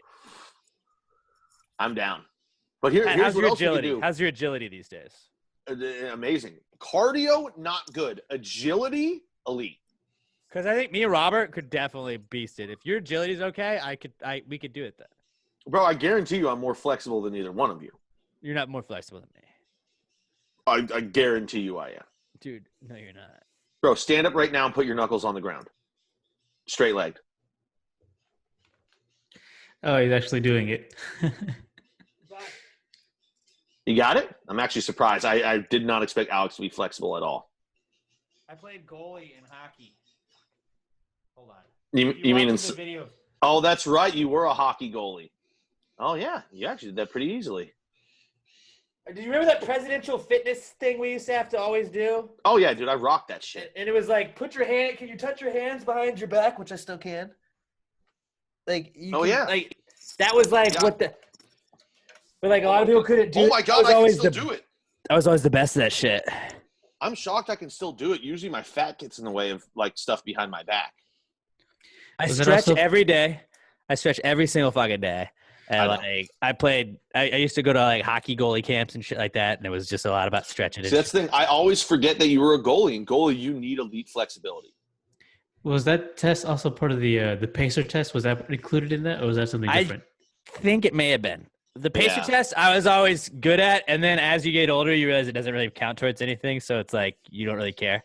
Like I remember my senior year. I think last year we had to do it. I remember my Curtis that started the podcast with me. We were in the same class, and it was after football season, so I think it had to be our senior year because we weren't playing football anymore. And we just went, and he was like, "You want to like?" We got past whatever like your grade was or whatever your age was, and you had to get in your age range. You were supposed to, and we were like, "All right, I'm average, cool." And then we went to the line and just jogged in front of it, and it was Coach Edwards was like, "Damn it, what are you doing?" And we were like, "Oh, we're out, dang. Oh, well." And we just sat down. There's no prize at the end of this. I don't give a shit. I don't want to run anymore. Oh, God, running. But is I was always terrible. really good at the pacer test. Were you, Robert? Yeah. You seem Mhm. like you'd be. I don't think I ever Killer did it, though, athlete. because I was in sports. So, like, if you were in an athletic thing, you didn't have to do that. Right? Remember when they had the fitness test where everybody had to do it in school? Like you would get signed up with your like name group, like everybody. Like I was with the M's, and we would all go do like the fitness tests. It was like our last year or two in school. We had to do that. I thought those tests you were You exempt had to if do you the were in reach athletics, thing though. where you had to like see how far you could like lean forward and push the little block. That does sound familiar. I want to say it was either our senior year or our junior year we had to do it, but I 100% remember with Curtis like doing the pacer test, and like I was like the closest to the coach. It was just like just pumping my arms, not moving past the line. I was like, beep, up, I'm out. Dang. That's it. I don't understand that at But all. lava. Floor is lava. Guys, you got to watch the show. You got to watch Here's the what I was show. going to say. What we could do is, have you watched all of it or not all of it? I'm 2 episodes away, I think, from finishing it. So what we could do is we could Zoom each other and we could turn it into a drinking game. Like, obviously only for those 2 episodes because you've already seen them and know the results of the other ones. Or we could bet on it or turn it into a drinking game. Like, you and your buddies, like, this is the kind of show that you can easily just Zoom each other, press play at the same time, and, like, no sports, so why the fuck not? Dude, and that's exactly why I watched it. It's like Wipeout, but like with like they changed the levels, like the rooms are different. It's like an escape room and Wipeout all in one, where it's like, okay, you come out on this little platform right here, but like this room is a kitchen. So there's a bar stools over here, there's the kitchen counter, there's a different way you can go, like there's multiple ways you can go. You gotta like you can find like a key to unlock stuff and make it a little bit easier. But it's like it's funny. It's fun as shit to watch, and it's funny just because you're like, I could totally make that. I could make that jump. Like, it's a fucking cool show, man. It's a cool show. If you're looking for something to just kill time with watching it while you're waiting for sports to come back, Floor is Lava on Netflix. The host of it's like some weird hipster guy. A lot of the people are cheesy and corny in it, but I was entertained by it. So definitely check out The Floor is Lava on Netflix. Then the number 25. Number 25 is back because the crawfish streak, fellas, it is 25 weeks. You're an all-star. We're a quarter of the way to 100. Quarter of the way to 100. Do I go 100 weeks? Probably not. But we're Nope, not a chance. I wanted to. We're a quarter of the way there if I wanted to.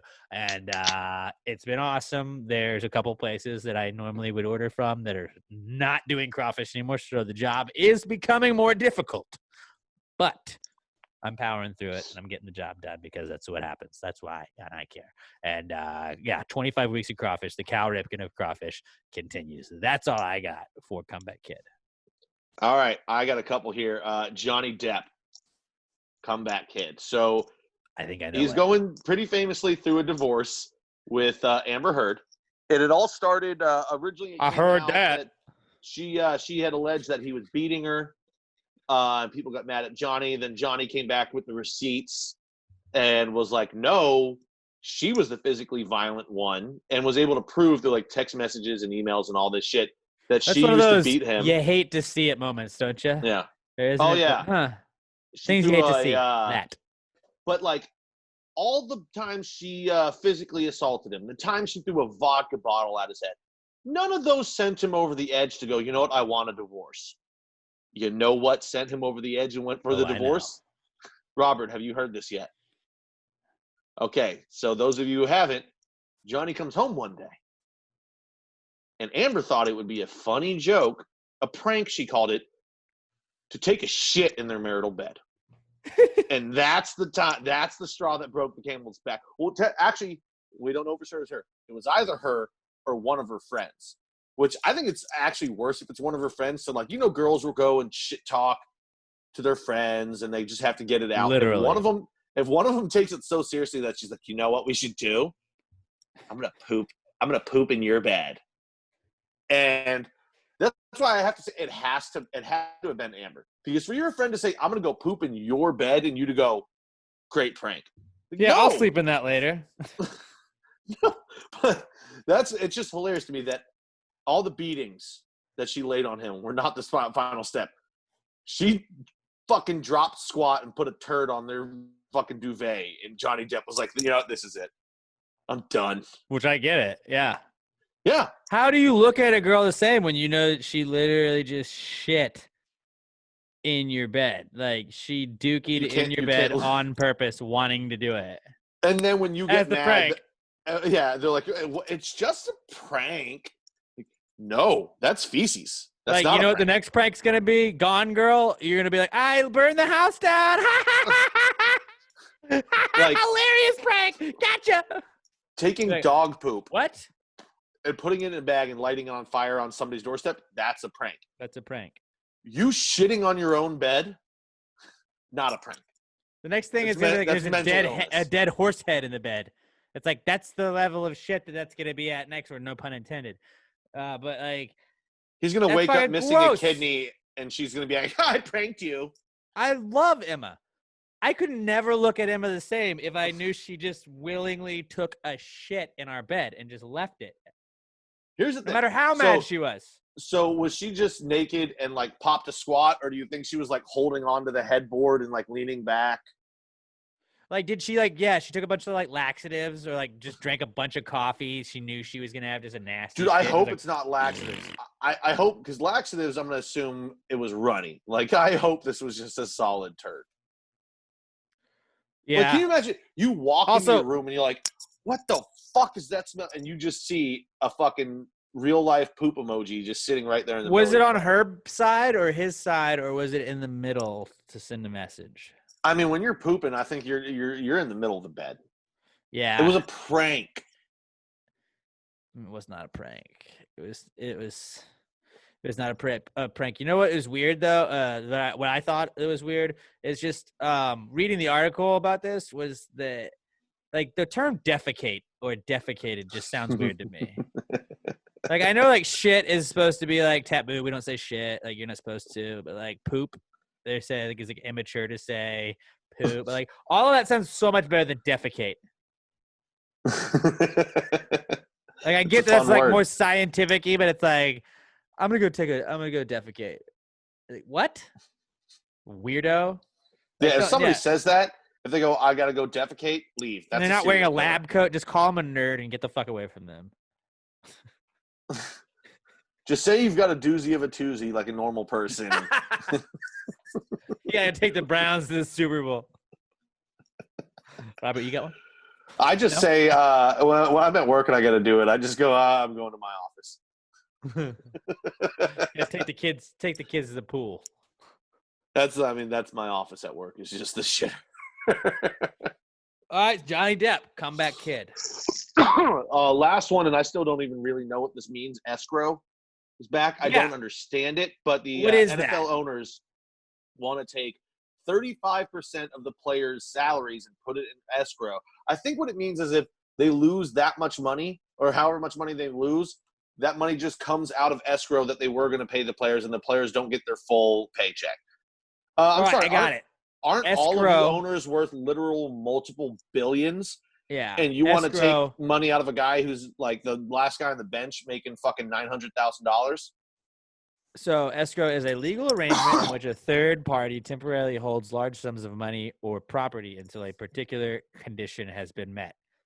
So basically, from what you just said and from the definition I read, they're saying like, in case the season doesn't get played out, we would like to delay payment in full. And maybe, you only get this much percentage of it. But if the season gets played in full, you all get the full salaries. So that's kind of what they're saying. They're trying to cut their losses. But again, like the baseball owners, fuck you. You're billionaires. You own teams. You're going to make money no matter what. Even if you had to make a down year, like it's not like you're going to lose the team or you're going to have to – like no team's declaring bankruptcy. None of that's happening. You're going to be filthy rich at the end of this. You're going to be filthy rich when people come back. It's going to be fine. Stop being fucking cunts and just pay the players and let's fucking play sports. And if the NFL owners ruin football for me, if anybody ruins football for me this season, you are my public enemy number one, and I'm coming at you. I'm coming at you, and I will hate you more than I have ever hated anything in my entire life or will hate anything. Don't fucking take my football away, okay? I told you guys, panic button. Robert was even asking me. He's like, how you feeling, Alex? How you feeling about football season? Because baseball's got some question marks. The NBA's got some question marks. I was like, we don't talk about that right now. I don't need your fucking negativity, which you can buy that shirt at the Pass the Gravy merch store, passthegravy.com. But, like, panic button's in the closet. Panic button's not even – I'm not even thinking about the panic button right now because if I do, then that's when the wheels start going. We're not doing that. We're not doing that. Okay, cool. We're getting rid of preseason games. Fuck it. I don't care. Those don't count. If you fuck up my regular season, guys, oh boy. And, boy, we can have problems. I was familiar with escrow slightly just because NHL actually does this every year. But are you sure it's not escrow? Yeah. Like email? No, it's not. Okay.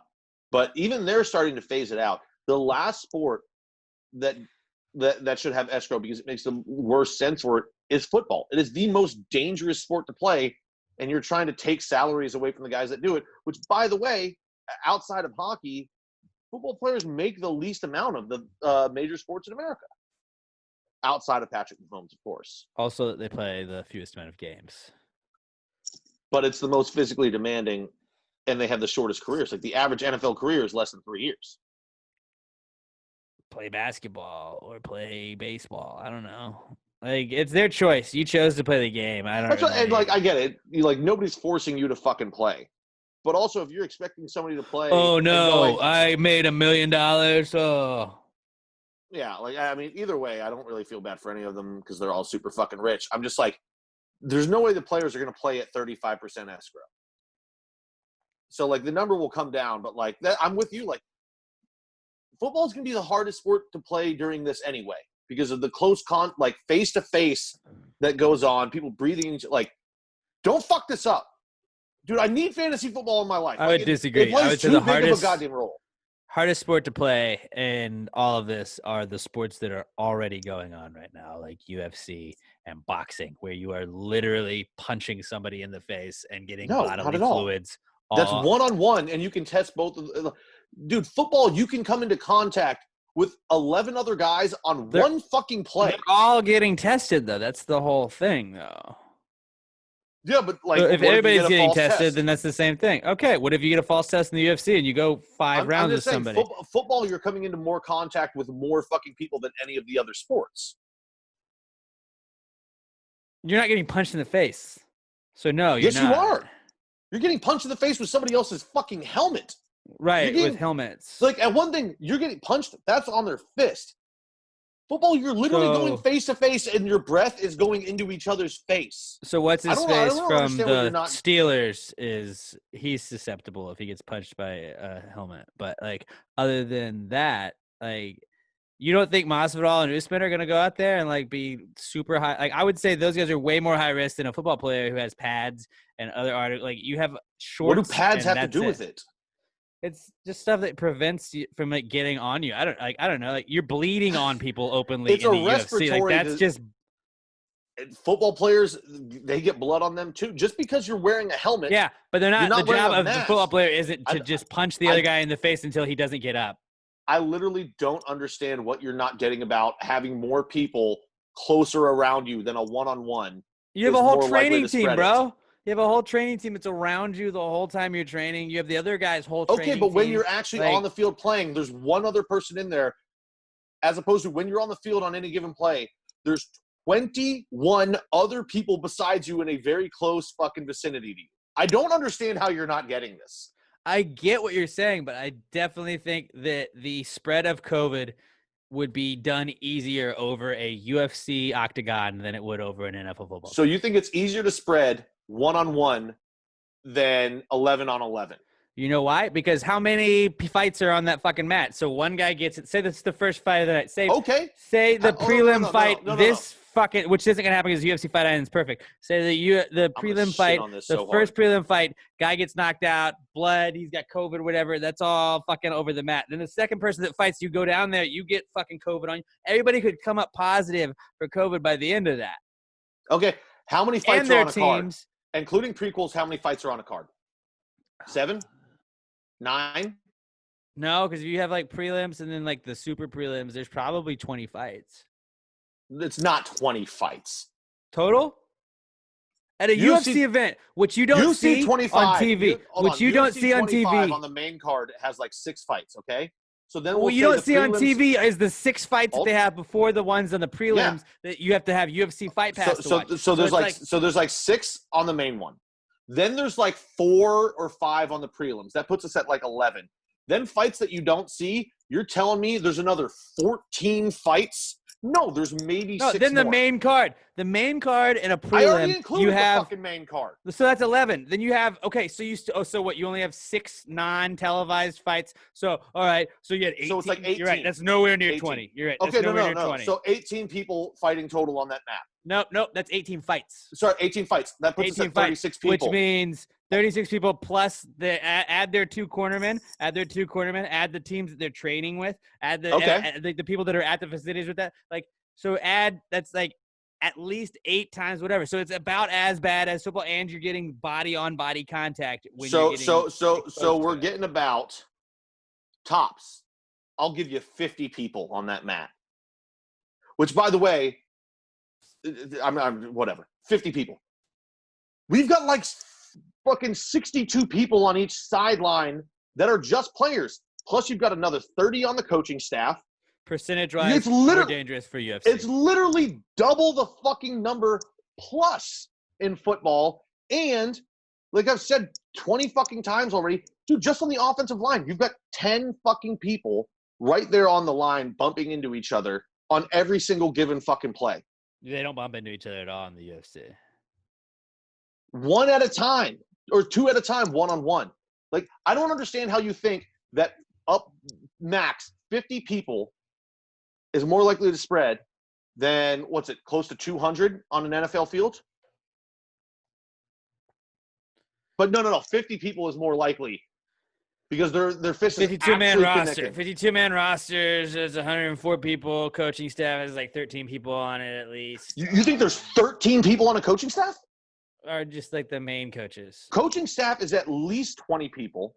Okay. Plus, then you add 13, at least not that far. at least another 20 trainers on top of that. Plus camera crew. But like they're not all Media. gonna get it from it. Like if you're in a UFC fight camp and you test positive, So everybody in your everyone fight that's in camp's close probably testing contact in positive. football is not going to get it, but everyone that's in close contact in UFC is going to get it.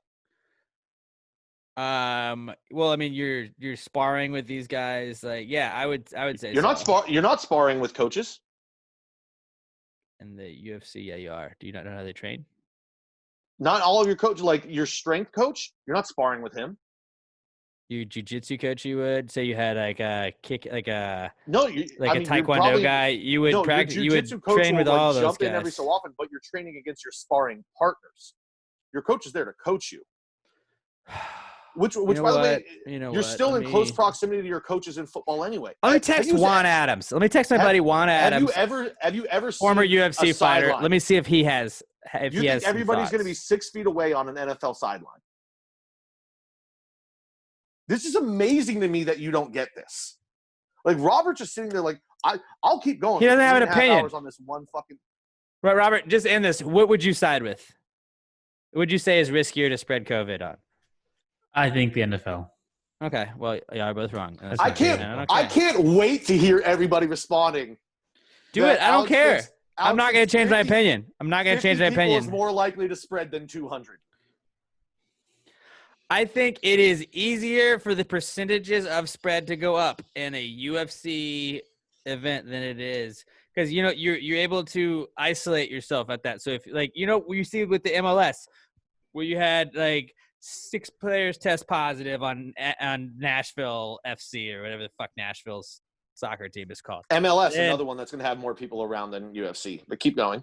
Right. No, exactly. This is what I'm using for an example for. But the MLS, like, you had a soccer team drop out because there were people that tested. So they're like, okay, whatever. We're not doing this. So, like, they're smarter about just not participating in things. When in the UFC, they're still trying to participate in things, which is going to guarantee that if one of them gets it, all of the people in that camp get it. And then I think it's just easier spread amongst UFC activities than in NFL activities, where with 72 people, the odds that all of them are going to get it are much lower than the odds that the 6 people with you right there Nobody said all are going to get it. It's just more easy to spread. God damn it. You know what I've noticed too? Every time we throw it to Robert, of like the last 7 times we've thrown it to Robert, me and Robert side, he always sides with me because you're an idiot. Like, you've really gone off the fucking rails. Sounds like an Alex. Your idiot brain does not work anymore. Every time the voice of reason sides with me. Doesn't mean Yeah, it's a good voice of reason. I feel like a part of it also is just like how badly Alex does not want the NFL to like even like be talked about being canceled or anything like that. That like it kind of like just makes you might play a part of it. Yeah, but it's not even like he's trolling. We're not He's canceling the just dumb. NFL. We're not canceling the NFL. Okay, guys. Wheezy, I'm not yelling at you. I'm not yelling at you. Wheezy was like, what the fuck? Wheezy just was laying down and stood up. I was like, oh, what did I do? I was like, nothing. You're good. You're good. All right. That was our Comeback Kid segment, and that was escrow. That's how we got to where we just were. Escrow. Comeback Kid. Alex is a fucking idiot. Shut the fuck up, Pat. Tune in next week to have the same Comeback Kid. Let's get in to the What Would Jesus Do segment. Now, all you got to do is think of Jesus. We all had the What Would Jesus Do bracelets, but we never found out, like, what he would do. So hit us up, hashtag PTGWWJD, at Pass the Gravy Pod. I'm at Alex J. Milton. Pat's at Not Pat Dan. Robert is at Robert Barbosa 03. Throw Jesus in a situation in today's times, and we'll figure out how he would handle said situation. This is our What Would Jesus Do intro from our good buddy Jingle Blake Wonder. Jesus, Jesus, what would Jesus do? Jesus, Jesus, what would Jesus do? Put him in a situation in a modern time. If you wrote this jingle, do you think he'd make it rhyme? So think about this crazy world in which we live today, and how would Jesus handle it in any given way? This week's What Would Jesus Do comes to us from our good buddy Fernando Ramon at Only Big Fern. He says, what kind of podcast would JC have? Very good question, Fernando. Honestly, I think the easy one is religious podcast, but I think we got to throw that out just to respect the exercise. I think he would just be Joe Rogan's co-host. Nah. Yeah, I think they'd be a duo. I think it'd be an advice podcast where he takes emails from real people, but gives them fake names to protect their anonymity. Like a Dr. Drew, maybe? So, people are like, oh, I have this silly problem, but like other people also have this problem. You know what it would be? It would just be WWJD Pod. It would literally just be him answering What Would Jesus Do questions. The What Would Jesus Pod. Which we would sue him for because we already came up with this bit first. So yeah, actually, we own that. Which imagine us suing Jesus. That would go over well. So I guess Robert's right. It would be an advice pod. No, I'd like to think that it was a true crime. I'd like to think it was a true crime. Hear me out. Remember where he was at the Last Supper? I'm not a great Bible memory guy. But Last Supper, he was like, I know one of you will betray me. And it was like Judas was at it, and that was when Judas started kind of sweating or whatever it was. Like, Jesus knew he was going to get fucking stabbed or fucked up or fucked over. No, I'm thinking Caesar. Jesus wasn't Caesar. But Jesus knew he was going to get fucked over by somebody. Like, he knew all the shit that was going on. A true crime podcast with Jesus as the host is going to fucking be 1,000,000% better than any other true crime podcast. Like, okay, cereal? What if it was Jerial or Jesus Dole? It's like he's just fucking figuring out like all these random things. He's like, all right, like I'll tell you who killed JFK. You're like, yeah, I want to know. And he's like, Jesus, I fucking do know. Like he would know all the answers we don't know. I think I've got it based off of what you just said. Him going, I know one of you is going to betray me. Jesus has all the answers. You know what Jesus podcast is going to be? It's going to be a sports betting podcast where he gives you one for free and he goes, I've got all the answers. But you need to subscribe to my Patreon for me to give you my picks for the week. That's not how JC is. You give me your tithings for the week. He's got a history of saying he knows what's going to happen, but not letting you know what was going to happen. But he does know. This wasn't your best answer, Pat. Yeah. Oh, now who's the voice of reason agreeing with? But all the money he gets is going to charity. Yeah. Himself. No, Jesus. So you think Jesus is a greedy asshole that's going to steal this money? That's what you just said. He is the church. He is the church. No. He is not the church. He's Jesus. He's in just about every church I've ever been in. So why don't you think about that again? So are pews, but pews aren't the church. Pew, pew, pew, pew, pew. They are. That's why I always say pew, pew, pew, pew, pew when I walk into a church. Church of the pew. I get a lot of laughs. Man, we've got a lot of different answers. I never get laughs. This one we might actually have to kick to the listeners because I don't think we're going to true crime. I think he'd be a true crime guy because he does know all the answers and he gives you all the answers to all the stuff that we don't know. An advice podcast. An advice podcast. I would go with that. I'll agree with Bobby on this but I think it's just going to be the WWJD pod. And he's just answering people asking what would Jesus do. WWJP. That is better. What would Jesus pod? Yeah. Also, great idea if he wants to ever run for Justice of the Peace is WWJD for WWJP. just spitballing. JC, if you're listening, I got you, dog. I'd love to be your campaign manager. I mean, the advice can't pod is be- the obvious answer, but like, I don't know. I kind of want it to No, be the something more- obvious answer was a religious podcast. Yeah, that's why we didn't do that one. No, because I don't think Jesus, like, while he wants to spread his, I don't think he's going to do one strictly on religion. He wants to help everyone. So I think be a- advice would be more up his alley. The Bible explained. But also, I think And would he have the really most just tells you. popular- So what Mark told you here was this, and now John said this, but what John really meant, and he just walks you through it because he knows really what they all meant. If he wants to spread his, then it's like a sex podcast then. It is a sex podcast. the Bible breakdown. That could be another one that he does. It's I just about think breakdancing. I got to go back to the Joe Rogan. Bobby ones. I think Joe's fire today, right now. I think he's going to have the most popular podcast on the planet, but I don't see how he overtakes Joe Rogan. So maybe Joe he won't be Rogan Joe's. and Jesus would just be arguing over whether or not Jesus really existed. I don't think so. I think Joe would be fucking like. That's like Who every Joe better Rogan podcast. Hold on, about actually, Jesus. who better to interview Jesus though than Joe Rogan? He Howard could be the Stern. best fucking interview ever. Howard Stern's a pretty good interviewer. I think Joe would be better though because Joe Conan likes to get a little- O'Brien. Conan O'Brien's pretty good too. No, because Conan always goes for the joke. Joe will do that, but Joe will also get super deep. Jimmy Fallon. Plus, I think it would be really funny to watch Joe interview Jesus over the course of like 3 hours while progressively getting higher and higher. Like he just keeps smoking joints Spiritually? the whole fucking time. Oh, No, Spiritually higher. like, I mean, he will because Praise he's be talking you. to Jesus. But I think Joe Rogan just getting a little fucked up while talking to Jesus would be a great interview. It might be. Especially if Might be. Jesus took a couple tokes too. That'd be dope. So I think we're a little Literally. torn on this. I'm gonna go with true crime. Robert's gonna say advice podcast, and Pat is gonna say I'll every stick- other podcast available. I'll go with Robert's answer because I think it is the most likely one. But I wish it would be him and Joe Rogan. Well, wish in one hand Je- and shit in the Jesus- other, and see which one fills up faster. I mean, Jesus and Joe. Tell me that podcast name doesn't just work. It flows. G's and juice would be better. G's and Jews? G's and juice. Although, No, better he's not doing a podcast. It's with him and OJ. OJ Simpson. G's and juice. No, that's Done. He would not Done. do a podcast with OJ. Done. Just he might. Maybe he walks through OJ's shortcomings. Maybe that is the true crime podcast where he tells you really how it all went down. Yeah, it starts out and it just goes, he did it, and that's the end of the podcast. If he did it. Quote No, unquote. Jesus knows. Jesus knows, but does OJ?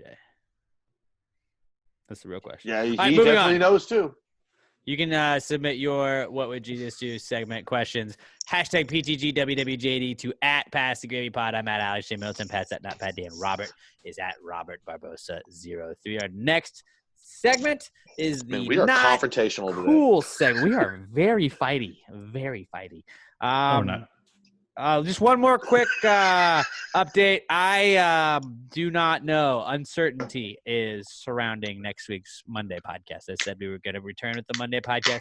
Very possible we might take a 2-week hiatus because I had a guest. It was a big guest. I was pretty excited about it. And that Literally. guest- yeah, literally, like size-wise, large human being. Like height-wise, at least, was going to be on the podcast, had something come up and backed out. But if he or she can reschedule at a later date, which I think they will be able to, maybe it comes out Monday, maybe not. Maybe I find somebody else. I'm really working on it, but I had planned on recording tomorrow, and I don't think that is going to happen right now. It still could, but it's up in the air.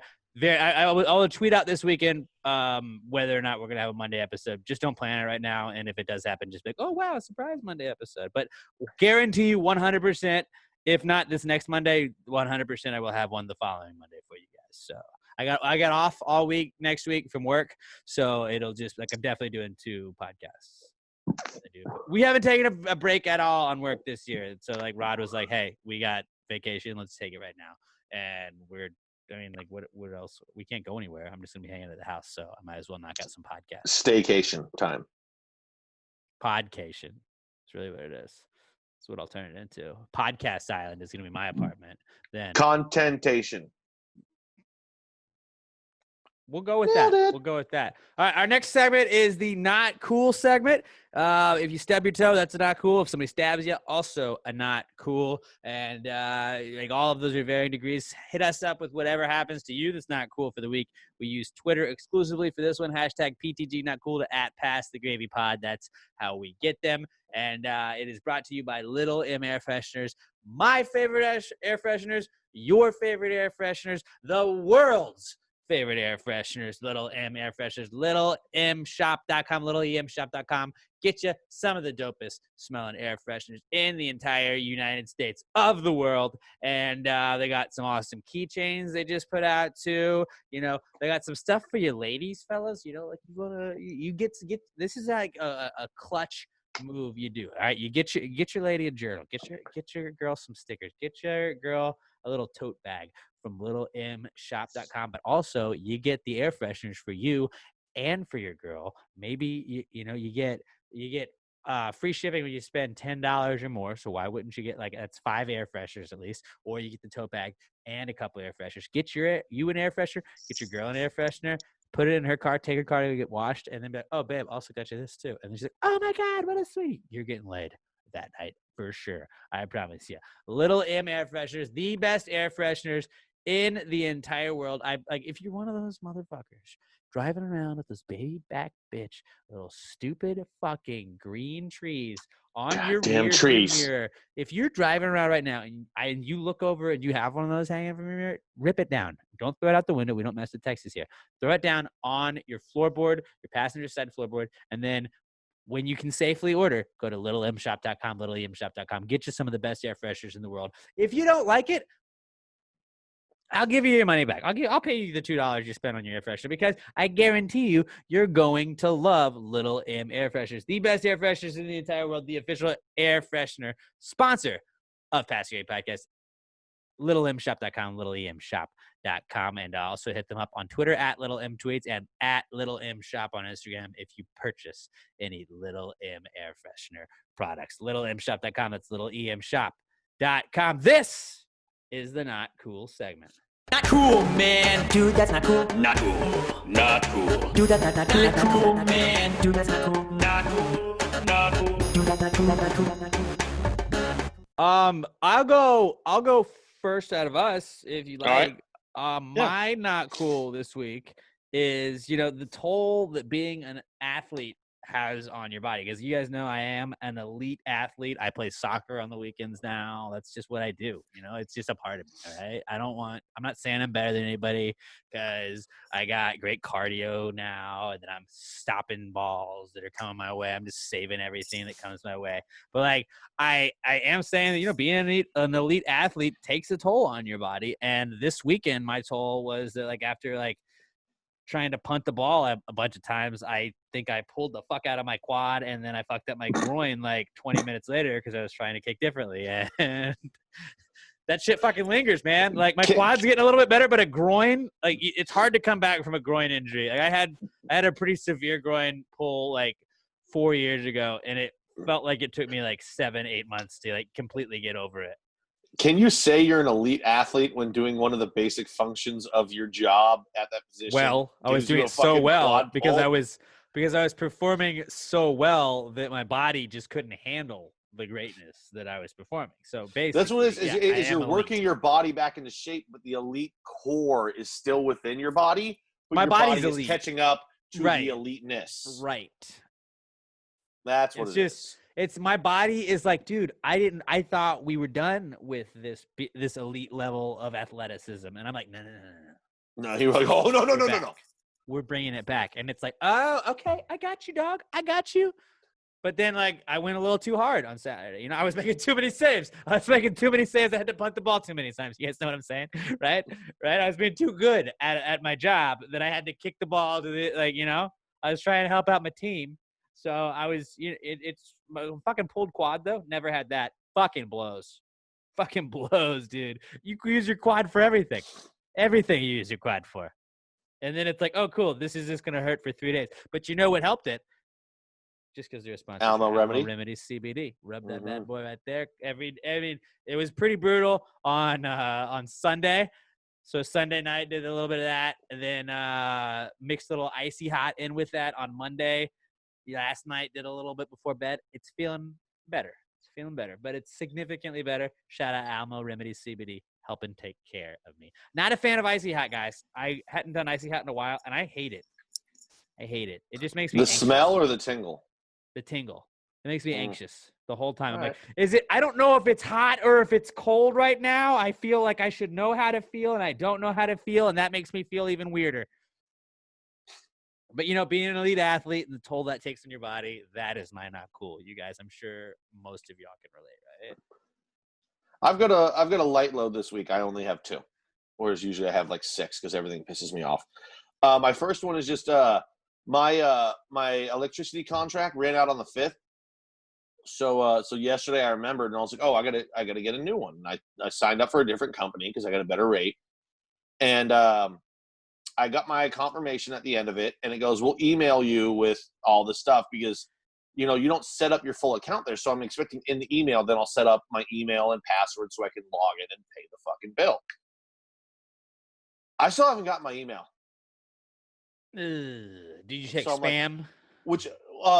I didn't. That's a good idea. But also it said it might. might take, 2 or 3, or I think it said 2 to 7 business days for the switch to actually happen. And so I'm like, maybe it's just lagging and like the email's not going to, but like you'd think the email would come right away. It's a fucking email. Yeah. But so I'm like, did I enter my email wrong? Now I have to I'm going to have to call these people and be like, hey, here's my confirmation number. I still haven't got my fucking, and so then I have to talk to people. I don't want to do that. Like I use exclusively self-checkout when I go to grocery stores. Right. I don't want to talk to do people. that shit. And like the only time I want to see you is when you come over to check my ID for the alcohol that I'm always buying. Right. Like I'm not trying to have conversations, and so that sucks. And I'm just like, did I fuck this up?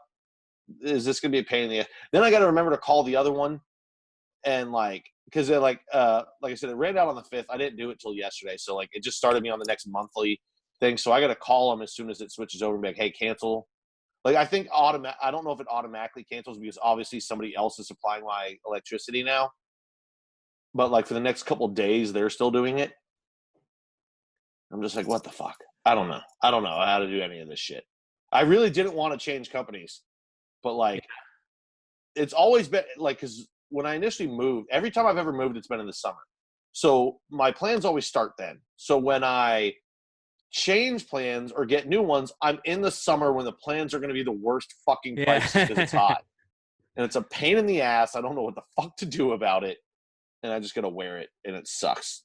Yeah. My other one. That's a good knuckle, though. Is Monday. I'm driving home from work in between shifts. I work double on Mondays. And I'm almost to Highway 6. I'm just buzzing. I look at my rearview mirror. Whoa, we don't drive buzz. Buzz driving is drunk driving. No, I mean, I'm flying. So you were listening to 94.5 The Buzz. So that's a good radio station. And also, I look at my rearview mirror, and there's a cop coming up on me with lights on. And I look down, I'm going 80. It's a 60. I was just like, ugh. Like I drive fast all the time, but I'm always looking. I'm always paying attention. This was an unlocked car. I don't know if he was just coming up fast in the group behind me and spotted me or what, but the lights are going off, and I'm like, oh, let's hope. I mean, I'm obviously the fastest one going in the group right here. Let's hope he's going somewhere. So as I start to change lanes and go to the right to let him pass, as I'm doing that, I notice him pointing like, no, pull over to the left. I was like, fuck. So then I had to switch back lanes. And he was like, yeah, he didn't even do the, I pulled you over, which I don't think is a thing that actually happens anyway. He just walks up and goes, yeah, it does. Yeah, it does. I've had that happen. They do that? Oh, well, because the cop just walked up and goes, yeah, I clocked you doing 80 and a 60. And I was like, yeah. He was like, all right, let me see your license. And actually, the cool thing about it, though, was fastest traffic stop I've ever had. From the time he showed up to my door to the time he said, have it, so he does it, checks my license, comes back and goes, hey, I knocked you down to 78 instead of 80, which actually ended up saving me like $50 on the ticket. But from the time he showed up to my door to the time he said, have a good day, and I was like, yeah, thank you, officer, have a good one. 5 minutes, maybe less. That seems very privileged of you, my friend. I've just never seen a traffic cop go that or a traffic stop go that fast. That was ridiculously fast. I wonder why it went so fast. No, I mean any other. Well, and by the way, first time I've been pulled over. Robert, in do you have any ideas? 8 years. 8 years at least. A little privileged. No, I think everything's streamlined right now for COVID. Because every other time I've been pulled over in the past, that's what I'd say quick. too. I guess. Yeah, Not the not knocking quick. down 2 miles per hour. That's also streamlined. You're right. I'm No, sure I he mean, would have knocked it's down. just- He would have it's just knocked nice us down for anybody. Hey, I was very respectful. I was nice. I had my keys on the dashboard. You could see my hands were visible. You just gotta be nice. I'm sure everybody Cops- would get that Those exact cops are same good treatment. people too. I'm sure Robert would have gotten the same treatment. I doubt it. But how are you going over 20 miles an hour over the speed limit? Robert's just I doubt it. But here's my point. I mean, he was a fucking Latino cop. Whoa! We didn't ask his race. 20 miles over the speed limit. I never go Normally- more than like 5 or 6. Yeah. What did you do? Historically, I go like 6. During this stretch, traffic was moving. It's not like I was just absolutely flying by fucking everybody. It seems like just- it. Usually, You the were most, going 20 over. The most, yeah, and I wasn't. So like most people were going like 10. Just stay That's with just how the group, traffic then, was bro. flying. And like I It's said, like I a just school of fish. You stay with the school. I was seen Finding Nemo. listening. I was listening to a podcast that I was super into. I wasn't paying close attention. Castigate, probably. I wish, but it wasn't. Just say it is. It was a different one. Cut that part, Robert. I don't lie to the people, man. I don't lie. By the way, I was already done with last week's episode, Pastor Raven. This was You can Monday. listen to it again. I listened to every episode 6 times. I mean, Robert good as for well. Me Good and for Robert you. listen. But no, most of our listens are from me and Robert, actually. Most of the time on this stretch, I'm going like 70 to 75. I don't know. I just kind of wanted to get home. I was going a little fast that day. It is what like people had already passed me before that. It just happened to be when this cop got on, I was the guy that was Hey, there. knock, knock. Knock, knock. Say it. Robert, say it. Who's there? White privilege. If it was white privilege, It's white privilege and you have it. I would not have been pulled over if I had white privilege. I would not have been ticketed. You're right. You just got like 2 miles taken off of it because I mean, it's still a $200. I'm just kidding. I don't think ticket. I don't 100% think it was white privilege. Which It's and just- here's given real the not times, cool I out of all really of it. I You're like I get 90%. it. I think most cops are cool. I think most cops are cool. I'm just giving Pat shit right now. Like Yeah. I don't have any vendetta against cops. Right Like now. I'm not mad about it. It was 100% me. I was I have a fucking vendetta going too against fast. that That's cop. why when the cop walked up, he was like, "I got you going 80 and a 60," and I was like, "Yeah." I was like, I got no defense here. Hey. Now I'm gonna have to take defensive driving so that I don't like my rates don't go up and Dude, defensive driving Just like, sucks. yeah. I don't know how like I guess Online, hopefully I online. can just do it over my iPad. Yeah. You can. You have to, but it's one of those things where it's like, all right, this course is going to take 6 hours or whatever it is, and you're like, cool. There's only like 4 bits, and they're however many minutes a piece. But then like you have to like wait for the slide to be open for like 2.5 minutes so they can go through whatever spiel it is before you can't just click through it. You gotta like wait. I got so much downtime at work. I'll do it at fucking work. Yeah, that's just do And that. then like when it gets busy, I'll put it down and then come back to it later. Life hack: don't do really like, do defensive driving I when you actually- have I to do got defensive home- driving. I got home and I tried to just pay it right away. But like, Could you just hand the cop gold? If I was like, I- what if I give you I this tried gold to bar? log in like 3 times before I looked at it and said, sometimes these tickets don't post online for 2 weeks. And I was like, oh, which it turns out, thank God it didn't because my rates would have gone up. Now I'm like, oh, fuck yeah, I can do defensive driving probably and get this taken off the record so it doesn't fuck with my rates. But I mean, like I There said, you this go. is the first time I've been pulled over since college. It's a good little run you had. I mean, it was a great run, and I drive aggressive as shit. But like I said, I'm always super aware on the road. It's just this time I was not paying attention at all. Robert, what's your not cool? White privilege. Pat's Death white privilege. threats. death threats. What? You getting death threats, bro? No, I'm Bobby, not who's getting coming death after threats. you? I'll I'm not fucking getting ride death right now. You let us Okay. know. We'll get Gravy Gang. Gravy Gang, get ready. I'll Get get ready. me You tell us. and Josh Tree You say the We words. all know he's a psycho, and we'll fucking take care of it. Fernando's a fucking wildebeest, man. He's gonna fuck somebody up. We're a gang of we're a lawless gang. That's what I believe Fernando Ramon has said for months now. We're a lawless gang. We're a group of savages. We'll fuck you up. Don't fuck with us. You don't come at the Gravy Gang. Back to you, Robert. I'm sorry. So a voice actor of a video game that recently came out is getting death threats for some of the things that her character did in the game. The character killed A voice. What? a voice actor. Oh, an actor again, not a real person that is Not a real displaying person. themselves. That's weird. That's weird how people get that. What mixed up game? nowadays. The Last of Us 2. It recently came out on PlayStation like 2 or 3 weeks ago. Is it a think zombie I saw game? something about this. Yes. Mm-hmm. What did they say? Can you say it? Don't say it if you can't say it. Well, the people she posted, she like What does it rhyme with? Don't No. do that. I don't Like- know. It wasn't a problematic thing. It was just things that the character did in game. Yeah, So the- she was it. He was it. A she? she. It Yeah, she a wasn't in control of problematic any of that. thing. It was just people got mad at how the character responded. Yeah, she kills a very popular character from the first game, and so people are mad that she did that. Her character did that, so they're sending death threats to the voice actor, like saying, "I'm going to kill you. I'm going to find your family. I'm going to kill them too. I hope you get like cancer or something and die." And I fucking hate people. Yeah, people are dumb. that's not cool. If It's you're a gonna video send game. death It's a threats, video game.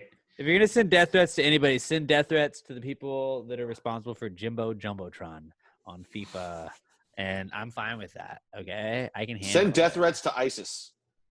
Ooh, that's a good one. Actually, let's not. We're. You know what? I'm putting my foot down. We're an anti-death threat podcast. We don't do that. We don't do that. I on mean, this I don't podcast. want to We're make not the a death blanket threat statement. Matt's like, I'm not willing to commit. I'm not willing to commit to that. I Just mean, yet. like, I'm down for threatening ISIS. That's what I'm saying. Yeah, fuck ISIS, dude. Fuck ISIS. I mean, 99% of the time, I'm very anti-death threat, but I'm just saying there are times. yeah, man. Death threat guys are weird. It's like, hey, man, just chill out. It's a video game. Just. By the way, don't make a big deal about the it. actor didn't write the dialogue, did not write the plot. Showed up to do her job and did her Yep. job. So yeah, Yeah. that's a pretty solid not cool. It's pretty solid not cool. You know what else is not cool? And we already talked about this. This was Jingle Blake Wonder is not cool. Is not wearing masks. But if you are worried about where you can get a mask, why not go to PassGradeMerch.com? Got the best merch look at that. in the game. Oh, at that. Pat has his mask on. Wait, what is this? What's this? I've got one too. Oh, bam. Also Huh. makes a great hat. Huh. Same time. I just washed mine again. I feel like I'm washing mine like once a week now, and just the laundry detergent smell on a mask is phenomenal. Just Beautiful. I can smell gain. I can smell gain. It's great. And No free ads. we got the little face cover like neckerchief things. It's not a handkerchief, I guess. It's just a gator, neck gators. Gator. Buffs is what they Neck call it if you're a condom. Survivor fan. But the best thing about this that we've talked about a bunch lately is you can just like wear it around your neck, and then like you don't have to. Like, you're never gonna be like, "Fuck, I forgot my mask." You're like, "Oh, time to use a mask." You just pull that baby up over your face. You're Gucci. You know, you're good. Or if you You're wear it good. as a hat, you just pull it down over afterwards. And pull Either it down. or, you know you're never too far away from your face to be able to cover that bad boy up if you have to, and it's stylish when you don't have to wear it. But also, we got the new Gravy Gang T-shirts. If you're part of the Gravy Gang, why would you not want everybody to know? We have the members only shirts, the PTG shirts you can get as well. We got the Office themed logo looking shirt. That's pretty badass. We have my personal favorite in the store that's new now is the I don't need your negativity shirt. And that is basically whenever The I degenerate gamble, gambler shirt. when I'm gambling and people are like, I wouldn't, hey, Alex, I probably, putting $200 on a hot dog eating contest, kind of risky. I wouldn't be like, I don't need your negativity in my life. That I thing need was your a sure, negativity. I will- sure thing bet, though.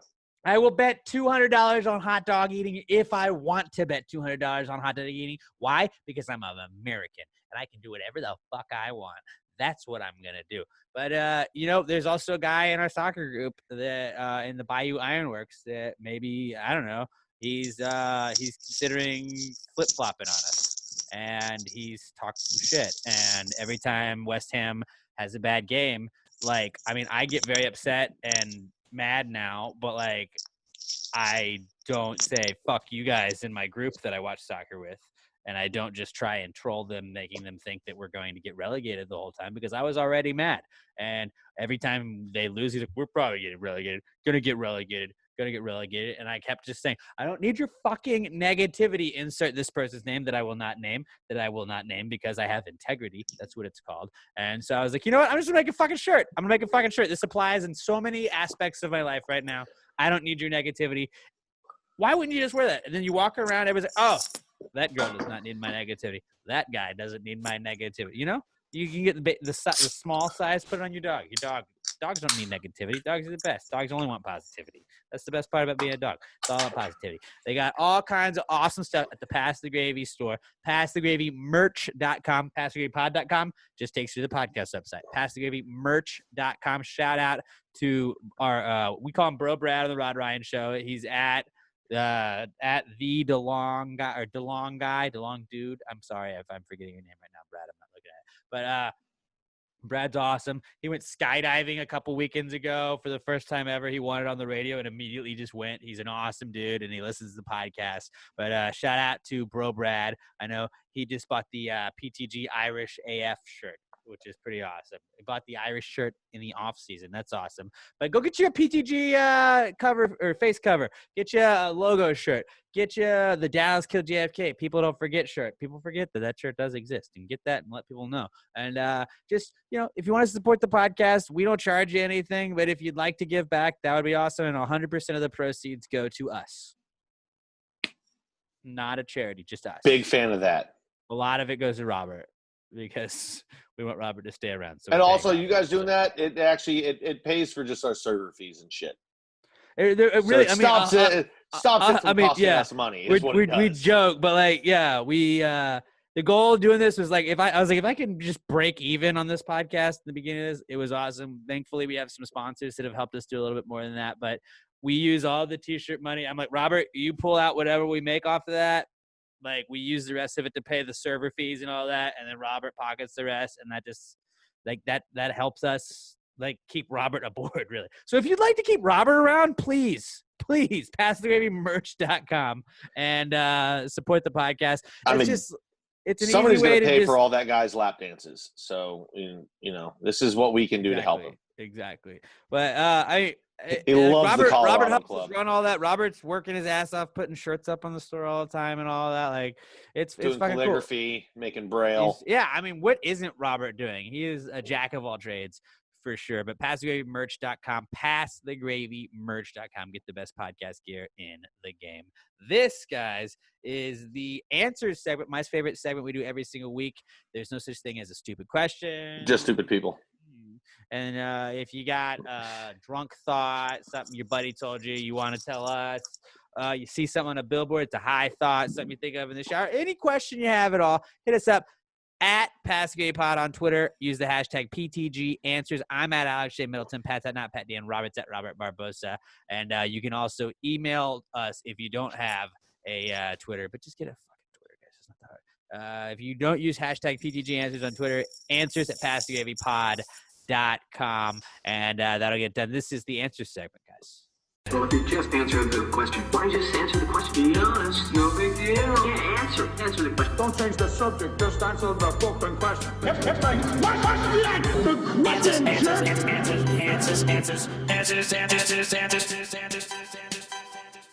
Any questions? Our first question this week comes from our podcast son, Skylar Lester. Oh my God, it's Skylar! At OMG, it's Skylar on Twitter. And he says, if Facebook supposedly tracks everything I type and click, why do I still get ads for mattresses 4 months after I already bought one? Because they're bad at their job, like most people. There's always a mattress sale, though. There's a Memorial Day mattress there sale, is, 4th and of it's July like mattress you're sale. in that queue. So every time mattress anything happens. Okay. Yeah, like I get that all the time where if like recently, no big deal, I bought this bucket hat and I still get like NFL shop ads nonstop, and like a lot of them for this bucket hat that I have. I'm like, I already fucking bought it. And Pat put me on to the like, you can go and there's the 3 dots on Facebook, and you click that, and then you just like hide ad, and then it'll ask you if you want to permanently hide the ad. It always makes you give a reason why, and I always just try and mark it irrelevant. But like, and then it kind of just randomly will show you different stuff. But like, you're always just gonna get ads. You're gonna get ads no matter what, and especially if you just looked at something. But it is weird that it's 4 months later. I know Robert never saw it, but Alex, you remember not Zoolander? Don't Mess with the Zohan. I did not watch all of that. I don't think. Okay, well, basically, the dudes have a stereo business, and they named it "Going Out of Business." So people keep coming in thinking that they're getting great deals, but that's literally just the name of the business. Outside of the one of the liquor stores I go to, there's a mattress store that I swear to God, for like a year, has had a banner on it that says "Mattress Sale Going Out of Business." I think that's the name of the business because recently I was somewhere else, saw the exact same banner, same colors, same everything. I think they named the mattress store "Mattress Sale Going Out of Business." Well, they did just make it illegal to like, because it was always like rug stores, like going out of business sales. Like you can't say you're going out of business if you're not really going out of business. Okay, well, I guess the store's been going out of business. So if you name the place going out, but if you name the store going out of business, I think that place. Yeah, like I think that might be the name of it because for like a year, legitimate, maybe not a year, but at least 6 months. You're not going out of business for 6 months. Yeah. Like I swear to God, this I might actually have to run over there later to restock on the liquor. Yeah, that maybe reminds not till me tomorrow, but that reminds me that I was part of a class action lawsuit against a poster company that always had like sales. It was always sales, and it was basically like, you can't do that. You can't always say that there's a sale happening when you're just really raising the prices and then pretending there's a sale, so you lower them, but it's still like marked up. Well, I think Walmart got flagged for that a while back too, where they were like, with the rollbacks, we're slashing, we're rolling back prices. It's like, yeah, but you marked them up like 145% before you then cut it by 20%. So you're charging more than you would have charged. So no, you're not marking it down. Yeah, I can't remember what this poster company was called, but yeah, I bought a poster from them years ago, and then a few years later, I was the part of that class action lawsuit. I think I got like $20. Business showed him. Ethics, which none of us really have, except for Robert, who's actually been part of a lawsuit. Yeah, I think it's just because they track you at their job. Like, and maybe you're better at hiding your shit. They don't know that you bought it. They just saw that you searched mattress sale. So then they get lazy. They just plug it into the algorithm and they don't track that you actually bought it. They're just bad at their job. If he likes like most people, one mattress, maybe he's going to like 400 mattresses. Do you have other rooms in your house? Other rooms need mattresses. Have you thought about filling a living room mattress? Have you thought about covering your floors with all mattresses? I mean, everybody's thought about that, but you usually get rid of that after like 8 years old. I would do that in a second if Emma would let me. I mean, Wheezy would love it. The living room. I'll bounce right there. Wheezy would love it. Oh, Wheezy would love it. Wheezy loves beds. Everywhere she has. He just naps all over. It's just a sleeping surface everywhere. Like, that's a dog's dream. Like, I don't want to be a dog forever, but like if I could be a dog for like 5 hours, I would totally do it just because it would be the best. People just want to pet you. People want to scratch on you. Like, I'd chase a ball. I mean, all you do is sleep and get love. If anybody's just right now, after I say this, pause it, go download this if you have like one of those free like for a music subscription service. Deer Tick, Me and My Man, and it's literally a song they wrote about the dog's point of view, and it's one of my favorite songs of all time. Deer Tick, Me and My Man talk about chasing a ball, being excited when you come home. It's like you just want to go hug a dog after you listen to it. It's a feel good dog story. And a lot of dog stories are sad dog stories. So this is a positive dog story. But yeah, I think that just like you're the mattress guy now. Facebook's just throwing you that mattress cute. You bought one mattress, they think you're gonna keep buying mattresses. I think that's the algorithm. They're like, they bought one of these, they're gonna keep doing that. If I bought a soccer ball, I'd get soccer ball ads forever, you know? That's a Yeah. fair enough answer. Okay, cool. Thanks for not backing me up immediately on that, guys. Cool. No, I mean, I'm with you. All right. Our next Sure, question why not? comes from our buddy Brett Brandon at Price of a ZJ on Twitter. He says, if a minotaur Minotaur. or minotaur, It's Minotaur. if a minotaur, which is a bull / human combo, and a mermaid, which is a human fish combo, have a baby, what does it look like? So if a minotaur and a mermaid have a baby, what does it look like? What is the difference between a minotaur and a centaur? The Centaur's Minotaur. horse. Centaur's horse. The centaur You have a is horse where body and a bull body. It's kind of the same. No. Here's why. The centaur, it's got the upper, like the torso and head and arms of a man, but the bottom half is a horse. So like imagine a man and then where his legs are, it turns into horse legs, and he also has the horse back and legs behind it. A minotaur is basically a two-legged bull with human features. Like the minotaur, it's going to be able to like Yeah, it's got Minotaur's bipedal. Yeah, thank you. That's what I'm looking for, bipedal. But it looks like a bull that is a human. Like it's got the head, like the shape of a human, but like it's covered in fur like a bull. It's got the hooves of a bull. It's got the arms of a man, but it's still covered in fur, and then it's got the two horns. That's what the minotaur is. Okay. So it has Yeah, a human those look shape, fucking but scary. bull features. All right. The So centaur is different. So here's what it's going to look like. if it had a kid, so it would have the fins. It would just be bull It- top, it- it- fin it would have bottom. Yeah, it would have the human features of the centaur. Like it's going to have the arms, but it's going to have the bull head, Right. and then the back half is going to be fish. yeah, that's what I think. I think what it comes is. out all human. Oh, so it just All takes, human. so you're thinking You'd have to have a it's- couple it's- kids. You'd have to have No, the no, no, first no. couple don't. Yeah.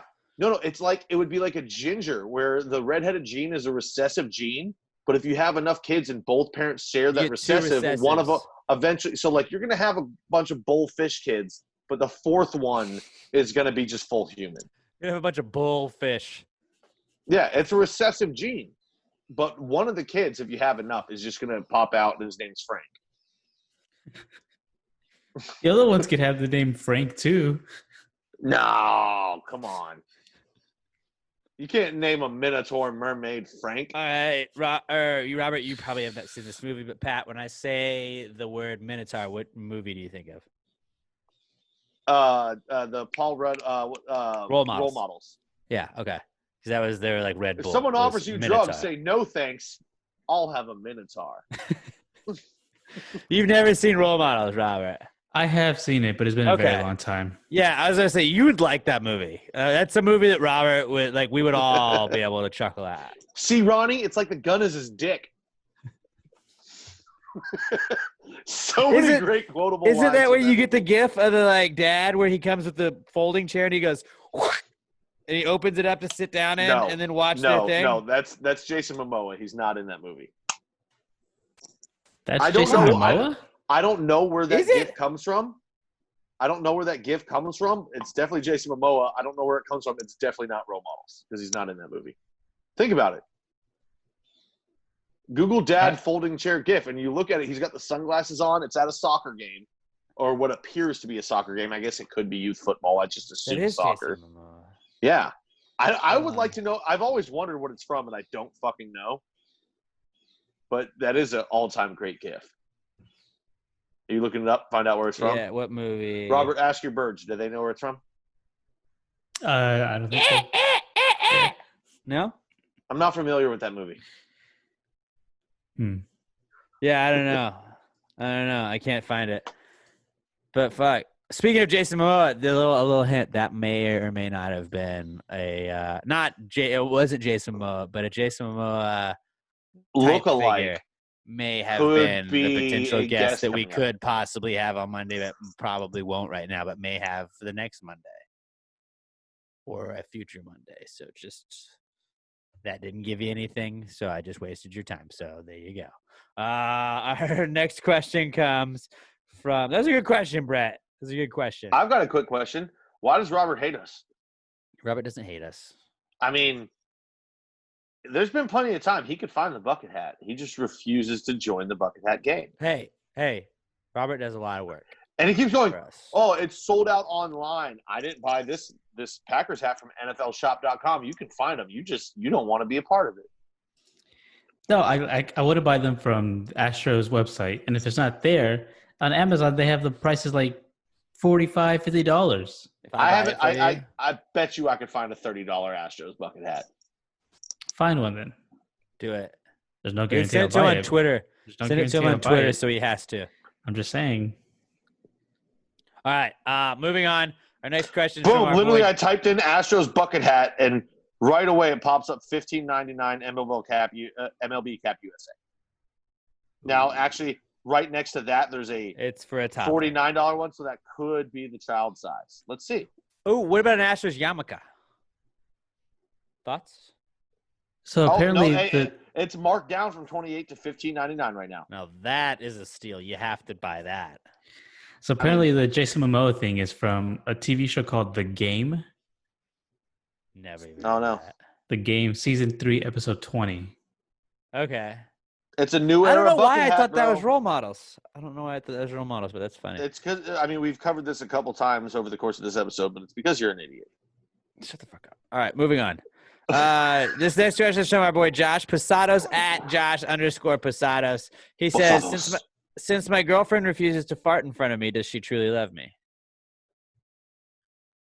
Yeah. I mean, Yeah, I don't think she it has still anything to can. do with love. She's just not comfortable yet. Like you're acting like you want it to happen, You don't. but like It's not, once it happens, it's like and when your she's- girlfriend shits in your bed. Like, you don't want that.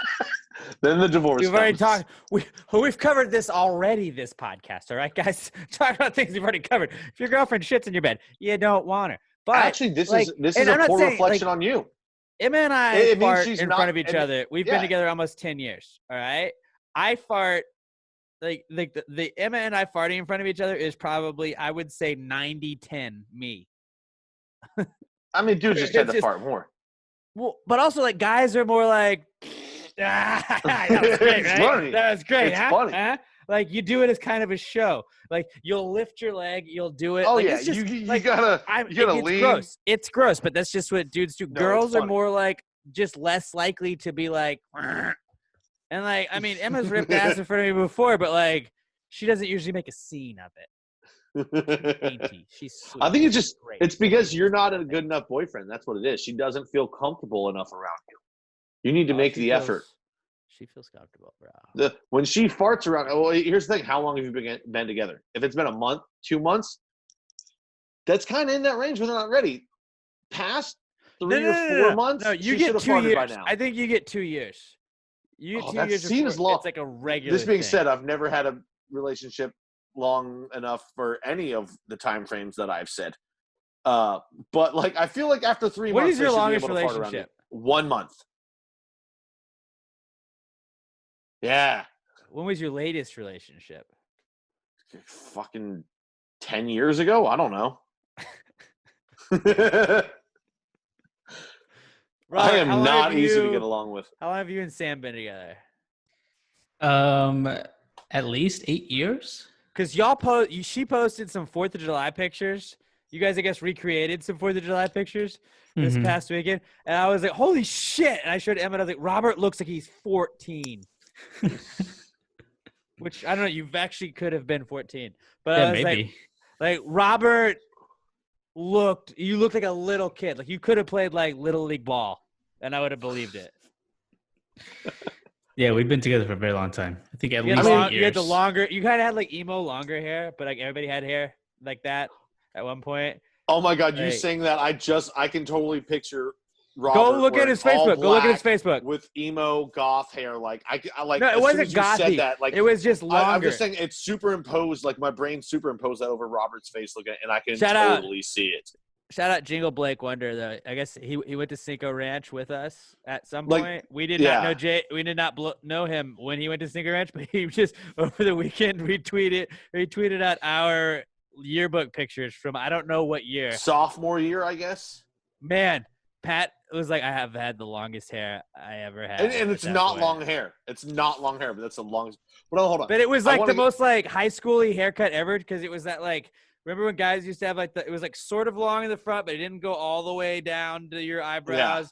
But then like you'd kind of gel it, and then you would comb it forward and slick it down the front, and that's what Pat had. And then I just had really long, shitty, cheesy hair that looked like I was from the 70s.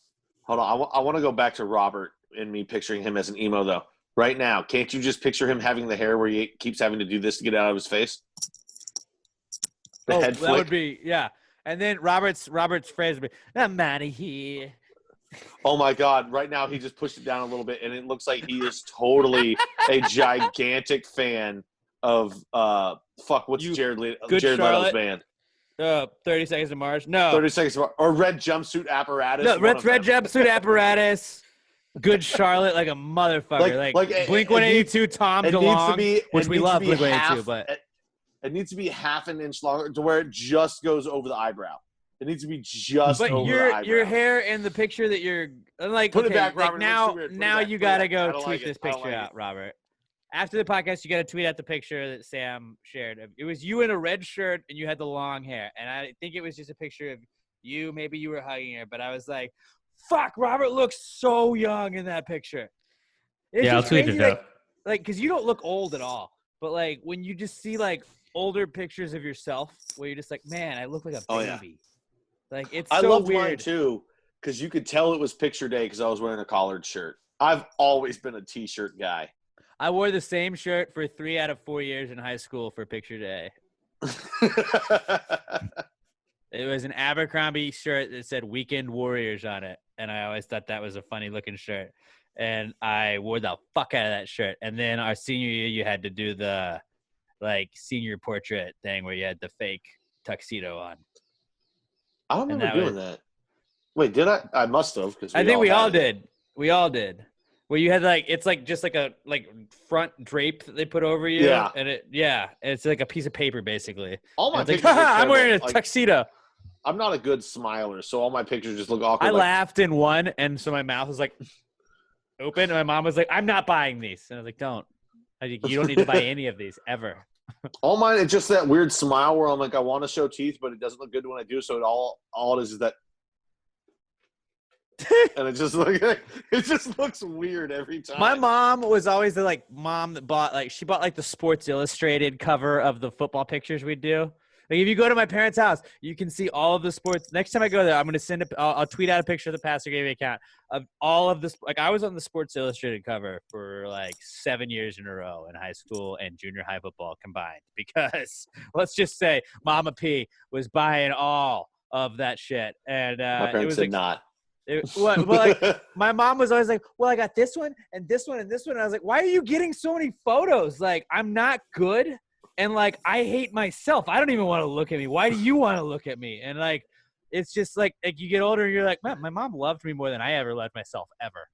Bro, I've got to find it. You just reminded me of my Katy youth football one. So this is probably, I don't think it was the first year I played. I think this was 5th grade. And it's picture day on the Eagles. And I remember we're all doing pictures out. You played with Curtis, right? Yeah. Yeah, Curtis's dad was my defensive end coach. But we're all doing pictures out at Katy Junior High.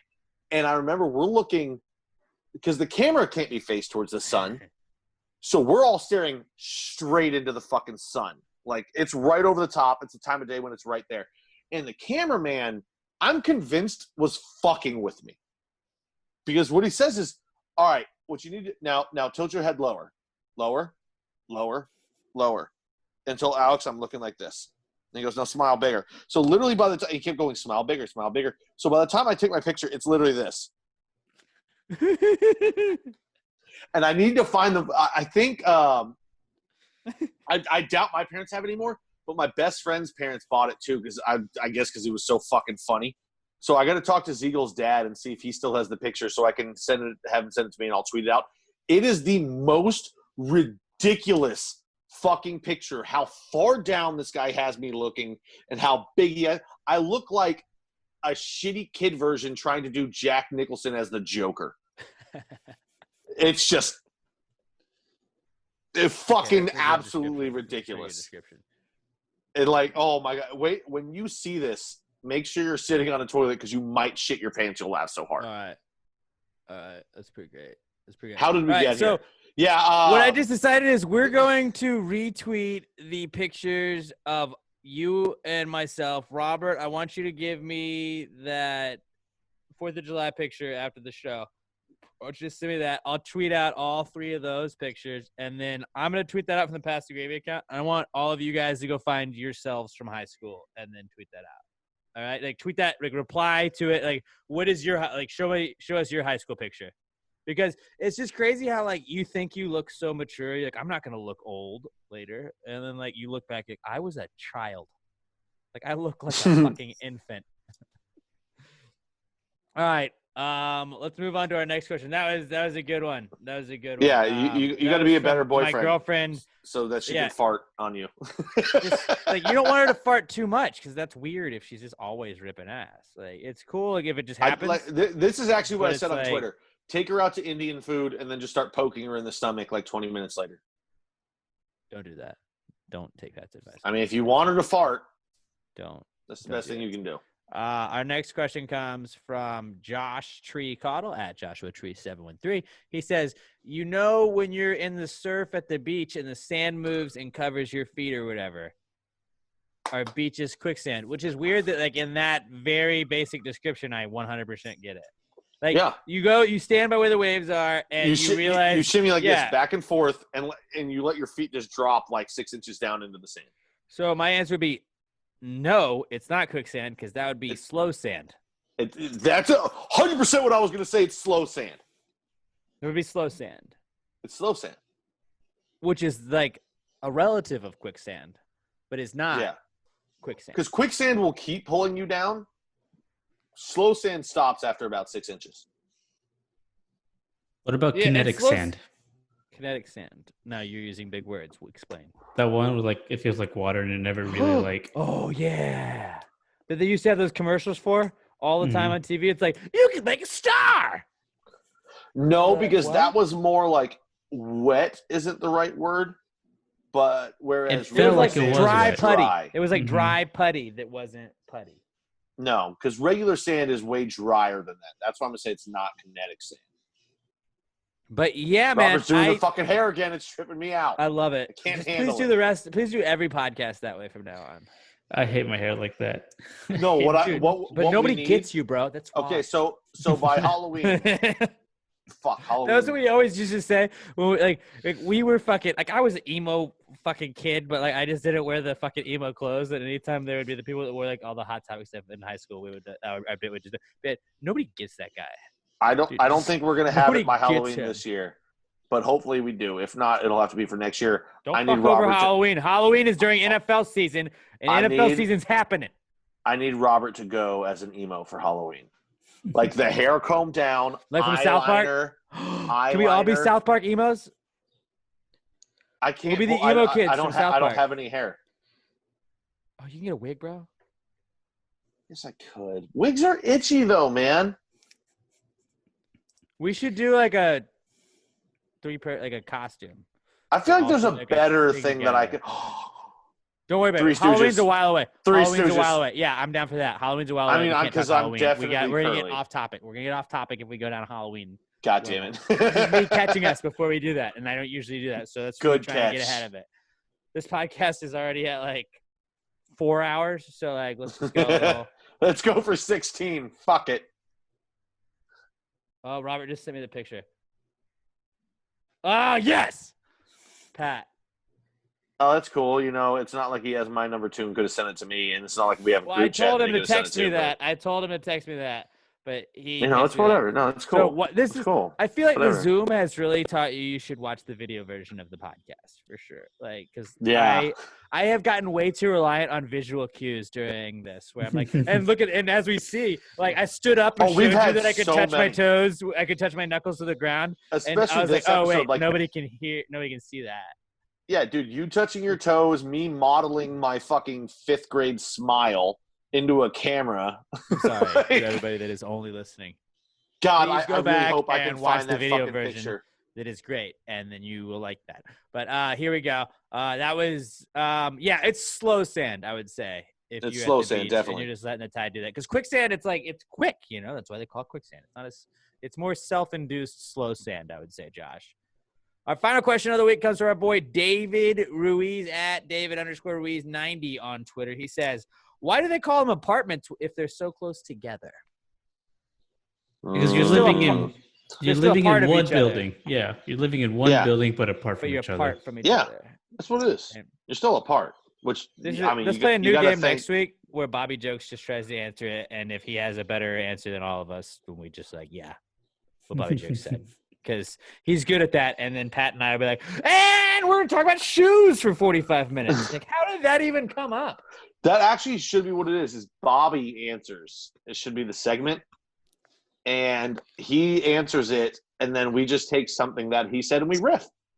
We'll do it. We'll cut it into 2 segments, which we The definitely Bobby won't do answer 'cause that's way segment. too much work. We'll do the same segment, but Bobby goes first and answers all the questions, and then we just see like he answers them in 4 minutes, and then me and Pat take 65 minutes to answer the whole thing. That's like, Dude, we had 5 questions, all of us. You're way off. Bobby's going to answer it in like, let's say 46 seconds. Yes, no, yes, blue, and I would. No, ask it's going her to out be, first. this Like, is that's my Robert's- answer, and this is why, and I'm going to explain for 20 seconds, and then we're at about 46 seconds. And everybody's And probably it could fine with Robert's answer, but then we just bullshit it and we make it go 45 minutes longer than it Yeah. needs to be. So, I mean, what could be the superior animal? And Robert's going to be like, well, bulls are nice, but I actually prefer monkeys. And we're going to be like, dude, speaking of bulls, have you seen the way that cattle are treated in the industry? And then we're off on that for fucking 20 minutes. Yeah. Yeah, we're bad at that. But that's again, like Robert can't ever leave us because if Robert leaves us, we're fucked. If Robert leaves us, we're going to be This podcast is doing, going to be like a 75-hour podcast every week. No one's going to listen. They won't come out until Thursdays because we're going to go from fucking 3 o'clock to 9 o'clock every night. Please just never leave us, Bobby. Please. I don't know what we'd do without you.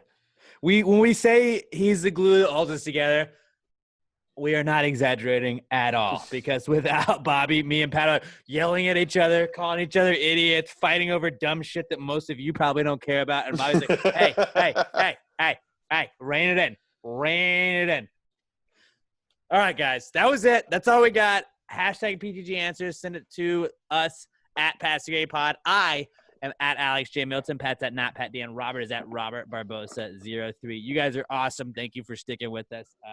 PassTheGravyMerch.com. Get some of that Pass the Gravy gear. And if you get it, man, like get some of that Gravy Gang shirts. Like let's fucking sell the fuck out of those Gravy Gang shirts, guys. Let's fucking let those things fly at the shelf.